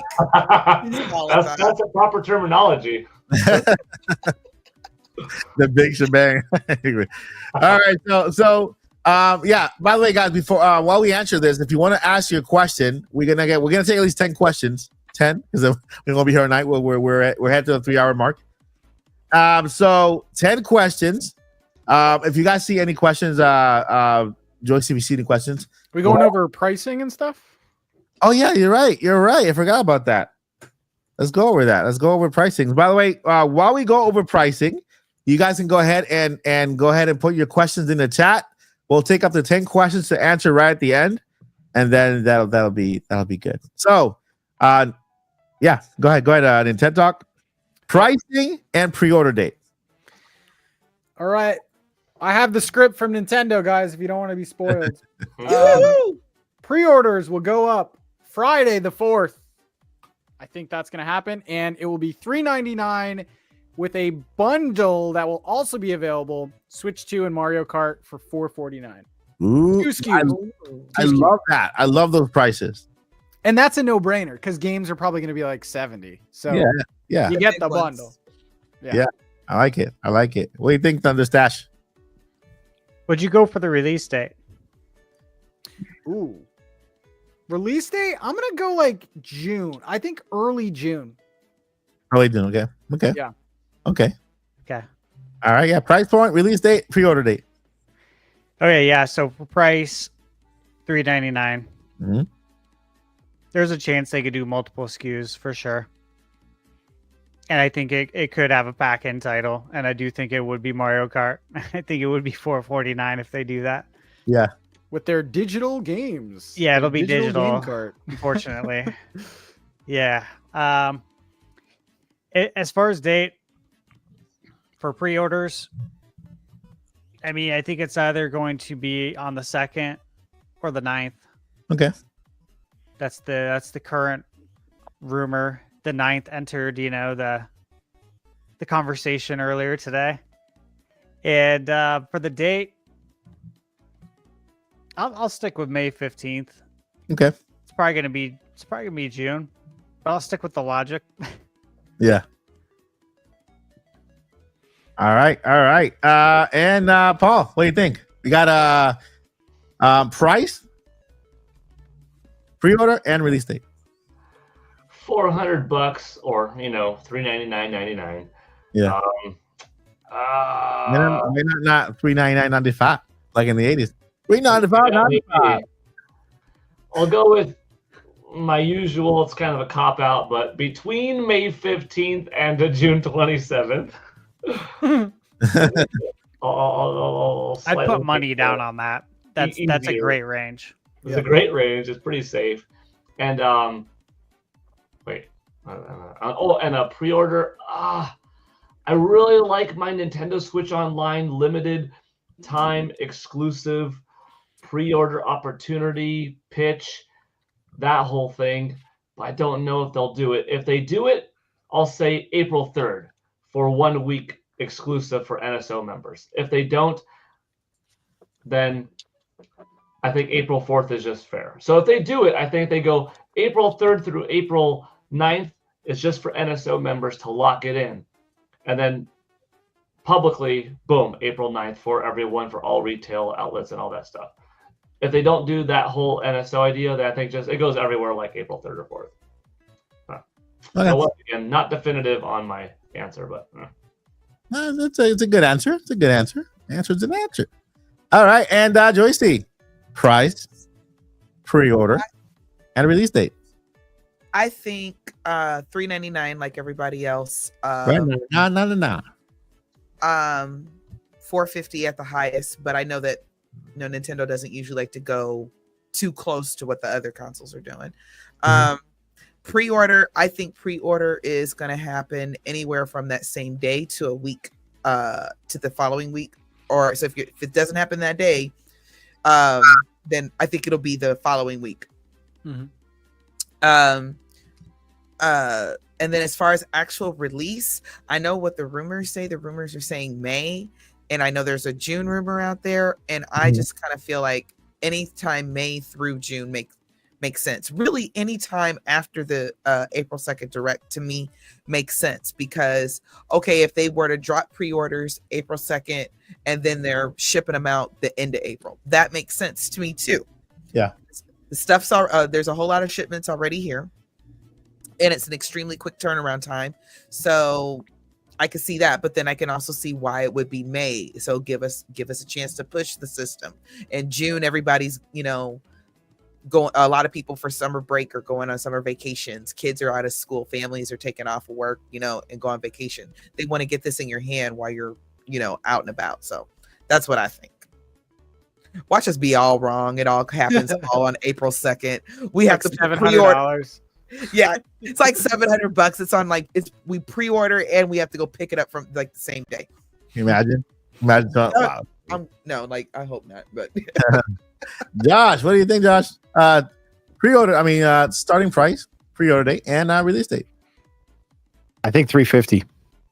350. Wow. Yeah. okay. Yeah, and I think that because, again, if we've all watched consoles through the generations, right? Yep. And they've been up and down. Probably the best that we've ever seen is from PS4 to PS5, right? Where, and yeah, that did have a price increase, but Nintendo's on the verge of selling the most consoles they've ever sold, and they hit the sweet spot on pricing to end up putting multiple Switches in houses. If you start getting into that $400 and above, you're gonna I think they will seriously lower the amount of multiple purchases that people will do. Yeah. Right now, down the road, there's going to be probably a Switch 2 Lite, and with the fact that they're doing digital cards now, there's probably going to be a digital only version at some point. But $350 is the same price as the OLED, which is $50 more than the original Switch. So that is a price increase technically if you just base it off of the screen, and it does give them the opportunity to drop the price of their other consoles. I could be completely off, and they may keep everything the same and just add $50 to it. But they did write a beautiful formula on how to sell. I don't know how they're going to get a pandemic to happen again, but if they can figure that out, of course, that will help just to hit at the exact right time when the new Animal Crossing launches. But I do think there's a possibility that they keep it low, or because they've always sold older tech to keep so they can still make a profit. Yeah. Right. Switch was probably a 4-year-old Amazon Fire tablet before it became a Switch, right? And they slapped controllers on the side and said, "Here we go." And we've been playing it for eight years. So again, I'm more hoping that it's 350 for the fact that I think that's really a sweet spot for having multiple, because 2 of those is $700, right? That's still a lot of money, don't get me wrong, but that's also the price of the PS5 Pro. And so without a drive and without a stand. Yeah. So that's kind of where I'm sitting at that. As far as the pre-orders, with the news that came out today, the 9th does make sense. So I'll sit with that one. And then what was the other? The release actual launch date? Yeah. I hope it's sooner than later. I'm ready for new Mario Kart. I'm banking on there being a new Mario Kart, and I'm ready to play some Mario Kart. So I'm gonna go with a stash and say the 15th. Okay, that'd be crazy. Sounds good. That sounds good. All good guesses. Sounds good. That sounds good. Did I go over everyone? I'm Dory, so I don't remember if I has everybody have answered the Nintendo Talk. Did you answer the pre-order? He started it. Steve. Yeah. And then Paul and Joycey. So just me left. Yeah. Okay. You haven't gone yet. Okay. So I have to say this because I've said it before. I have to agree with Josh. I've been saying that Nintendo normally waits for tech to go down in price before they jump, and purchase, chips and screens, and you see what they did with the LCD screen to keep costs low. They could have gone with OLED. There's no reason why not, right? And so with that, I've always said, okay, so it's $349 to $399. They might, if they eliminate the OLED, like we've been talking about, they might just remove the OLED and keep the base model and the light. If they remove the OLED, that's a good starting point. $359, $359, and just okay. That's the new OLED, the new OLED, which is still the next gen system for the current model. For a surprise point, I'm going to go $359 to $399, but $359 the lowest. For my sake, so that I can buy one for myself and my girls. The pre-order date, I'm going to say this. Have your money ready by April 2nd. Don't believe all the other dates out there. I know there's a lot of dates out there, but it's always better to be careful and be safe and be ready than not to be ready, right? And, you have your money ready, your pre-order money ready for April 2nd. The worst thing that could happen is it's the following week. Well, you're still ready, right? But if you're not ready by April 2nd, the worst thing that can happen is the pre-order starts on April 2nd, and then you're not ready to pre-order, and the first batch of pre-orders sell out, and then you have to wait. Then you gotta buy it out of someone's van. You don't want to do that. Yes, yeah. So that's why I keep saying I know they're like today. So many dates out there with pre-order. I don't mess around. Like, guys, just think about this. Just plan for April 2nd. I don't want to be the cause somebody misses out or say, wait, I have a couple. Oh yeah, oh really? That's the rumor. I can wait. I'll just wait a couple more weeks. Yeah. I have till then to save money. No. Be ready for April 2nd because you never know. So be ready for April 2nd. Release date. I'm gonna go with Steve. I'm gonna go May 15th. All right.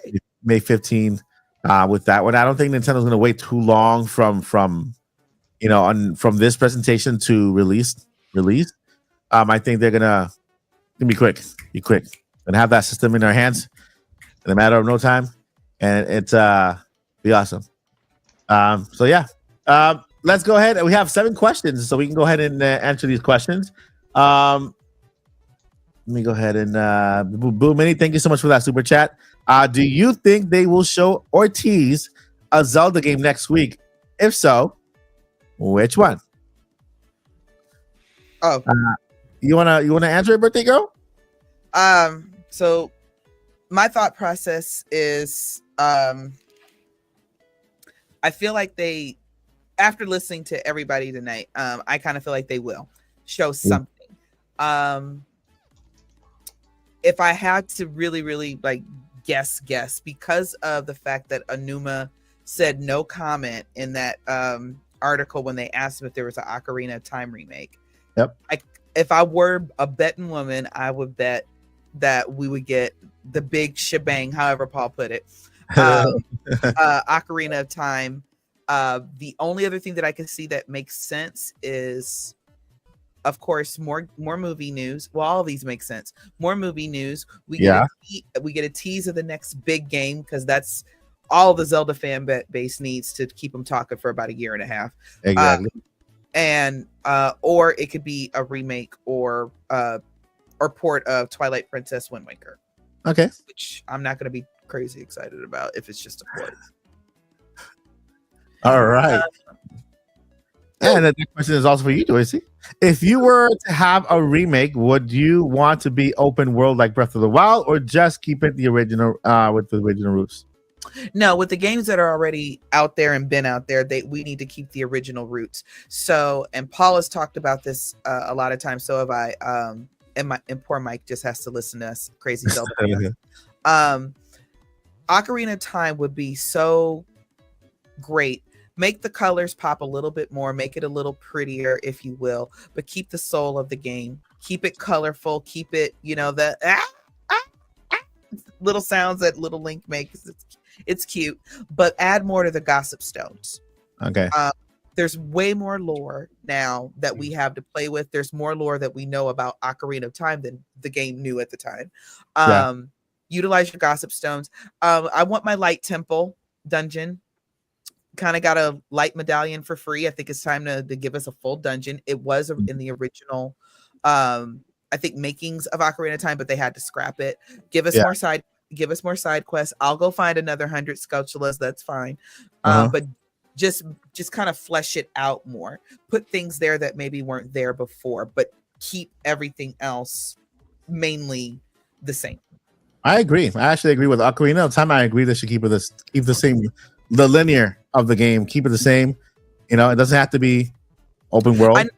And I know you asked about open world. I apologize, Mike. One sec.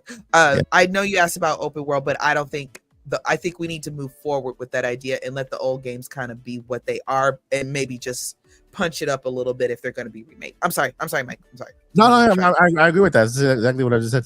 Same thing. So, yeah. All right. One of us has to leave soon, so I want them to make sure that they say goodnight before they go. Yeah. Can you? You have to leave right now, or can you? I got like 3 more questions. I've got homework to help out. Okay. Yeah. That is very understandable. So yeah, you can find Paul Gale Network everywhere on Twitter, on X, on Facebook. He has his countdown going on for the Nintendo Direct, and apparently he started his 400-day countdown for 128 days for the Zelda movie. So yeah, so find Paul Gale Network at everywhere. You can find Paul Gale Network. Like just type Paul Gale Network on Google, and you'll find them everywhere. MySpace, you know. Yeah, MySpace. Cool. Thanks for the outro. Good talking to you all. Yeah. Happy birthday one more time, Joycey. Chat, enjoy. Have a good rest of your night. All right. Thank you, Paul. See you, Paul. See you later. Take care, man. All right. So Call of Duty, GTA, Switch 2 sell tens of millions of Switch 2 consoles. What do you guys think? Will Call of Duty and GTA on Switch sell more systems? 100%. Yep. Oh yeah. I agree. Without a doubt. Mhm. I agree. Yeah. The convenience alone of being able to take it everywhere is what's going to sell people who are fans of those games, in my opinion. Yeah, I agree. 3 most memorable moments from the Legend of Zelda Minish Cap. I have not finished that game. Putting the cap on, I guess. Becoming really small, right? Is that what it's about? Becoming really tiny. I barely remember Finish Cap. I need to replay it now that it's on NSO. Yeah, that's a good one that they can remake in the style of HD 2D. That's a remake I'd pay $70 for. Okay. Yeah. You're right. I take it back. That's from the ground up. No, don't take it back. That's from the ground up. I'm saying you're right. I prefer the HD 2D rather than the chibi version from A Link to the Past. But yeah. All right. Next question. Do you think we'll be seeing announcements of Tekken 8 and Street Fighter 6 for Nintendo Switch 2? Yes, it's on my bingo card. Oh, there you go. All right. Stash has spoken. Yeah, I think Especially Street Fighter. Yeah. Yeah. Yep. Capcom loves Nintendo. Yep. Bandai Namco, Tekken 8. That'll be awesome. Bandai Namco, Nintendo, best friends, man. Yeah. Yesterday was a Bandai Namco show, so. Yeah, there was Technically, like yeah. 5 games. Yeah, and one thing that Nintendo will make sure they do by the end of that Direct is to let you know that third-party support is present on Nintendo Switch 2. Oh yeah. Mm-hmm. And the last question, what's everyone's predictions for the first 3 special edition system? That's a good question. I want to That's say Mario Kart. Yep. I'm going to say Animal Crossing, and the other one's going to be Mario. 40th anniversary of Mario. Gotta be there. Yeah. End of the year. Okay.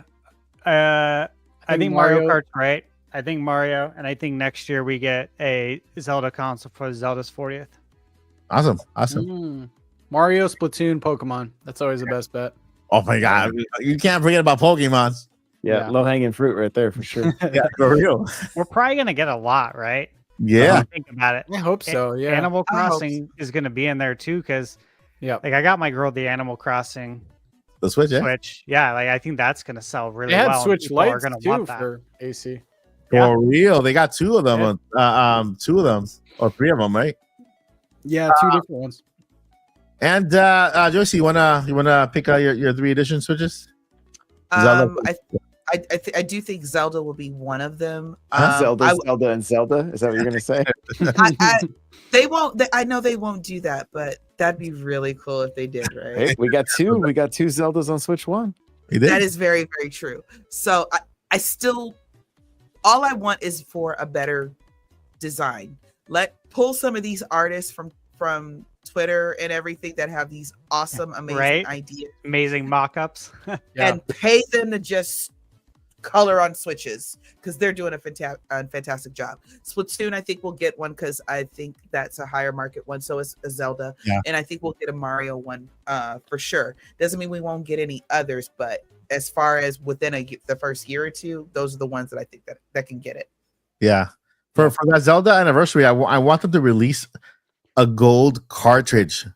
Kind of going back to the first. Oh, that'd be cool. Yes. But a small gold cartridge to celebrate. Nintendo, make me a gold and green actual Switch 2. Go all out on it like you did the Lite. Okay, so for y'all that aren't here every week, Mike knows this. I bought a Zelda Switch Lite. I have not even opened the box. Me neither. It's too pretty to open. It's Zelda. Of course I bought it. Yeah. And I'm not even, when the Lite itself came out, I was like, I'm never gonna need a light, like for what? So I never even paid attention. So, but all I want is that kind of perfect design on an actual on the big boy system. That's it. Because when I got my Zelda Switch 1, I was like, this is it. Okay. I paid 300 and something bucks for this, but okay. Yeah. And everybody got their 3 editions in? Yeah, I think so. Yep. Okay, awesome. All right, so those are the questions for tonight. I have to say, guys, my friends, this is historic. You know why? This is the final podcast before the Nintendo Switch 2 is completely revealed, thus culminating the Nintendo Switch era. Super grateful. I am super grateful for what Switch has brought to us and what all the experiences that it has given us. And with that bittersweet, I'm ready for Switch 2. Who's ready? Who's ready with me? Ready. Oh yeah. Ready? My body's been ready, you know. My body is ready for Switch 2. And without further ado, I want to introduce the all-star cast from tonight. We're gonna go ahead and start out with Nintendo Talk. Where can we find you? What you got going on this week? Yeah, you can find me everywhere at Nintendo Talk. I've been putting out a lot of videos. I put like 3 videos out last 3 days. Awesome. And starting midnight, right before the direct, I will be doing a stream overnight because I'm not gonna sleep and you're not either. So if you want to come hang out, can we visit each other's stream? Please. Oh, you're gonna be doing one too? Yeah, we do like the overnight thing. Oh, hell yeah. Yeah.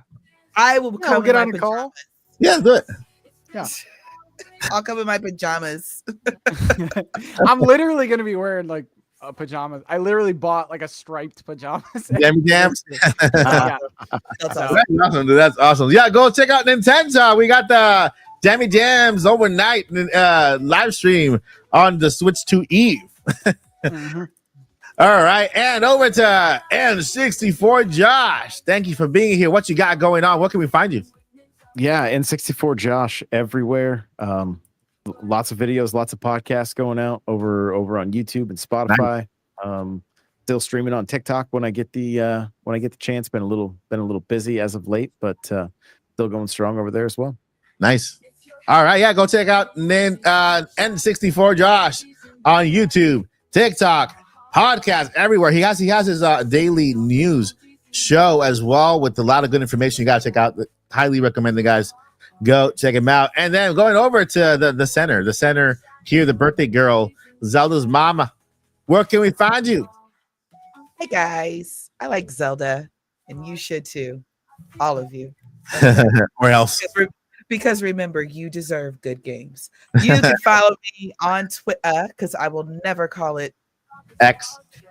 And I am at DJ Joycey. I'm not always active, but if you drop me a line and have a Zelda question, I am happy to answer and always chat. Yeah, that's awesome. Thank you, Joycey. Happy birthday. I hope you've had a wonderful day today. Your birthday. I mean, like getting the Zelda announcement for the movie on your birthday is just crazy. This is a birthday you'll always remember, right? I actually will. That's awesome. Because the movie is coming for my 45th birthday. Crazy. So, yes. There you go. And then last but not least, Steve Thunderstash. Thunderstash. Oh. Yeah, that is a great intro, man. Yeah, you can find me on YouTube at Thunderstash Gaming, and you can find me on Twitter at ThunderstashYT. And yeah, I review video games. I review new and retro video games. I'm working on my review for Assassin's Creed Shadows. And that's, man, I am so busy. We are all so busy. Yeah. Right? Everyone's been covering everything going on with Switch. So I'm sure you guys all know too. It's like, man, this is tough to get out content. Like, I gotta try and take down Assassin's Creed Shadows, which is a very long game. It's a Ubisoft open world game. Yeah. Between that and podcasts, the Switch 2 stuff, and working the other job, it is crazy busy, but it's a lot of fun. So yeah, come check me out over there. I have tons of reviews. I have over 100 game reviews on my channel. That is awesome. Yeah, I recommend Thunderstats Gaming over on YouTube. He's about to get 100K, if not already. Going to 100K on his channel. Amazing reviews, amazing content. Highly recommended. Congratulations in advance, because I know you're going to get there really quick. Thanks. Very quick. Thank you. Yes, thank you. And happy birthday again, Joycey. Yes. And of course, you can find me here every day at night at the Odyssey, Monday to Friday. News. Huh? What was that? Monday to Friday. I got news. I'm working on bringing back reviews. I got myself a little prompter here so that I can write my scripts for my reviews and read them there, right there.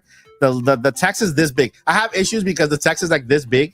So I'm like, the scrolling down is like, okay, there's one sentence, scroll down. One sentence, one line, scroll down, one letter, scroll down. That's how big it is. But yeah, there's a lot more content that I'm trying to work on for the channel coming to you soon, right? We have the next what day is it? Wednesday, right? Wednesday is the direct.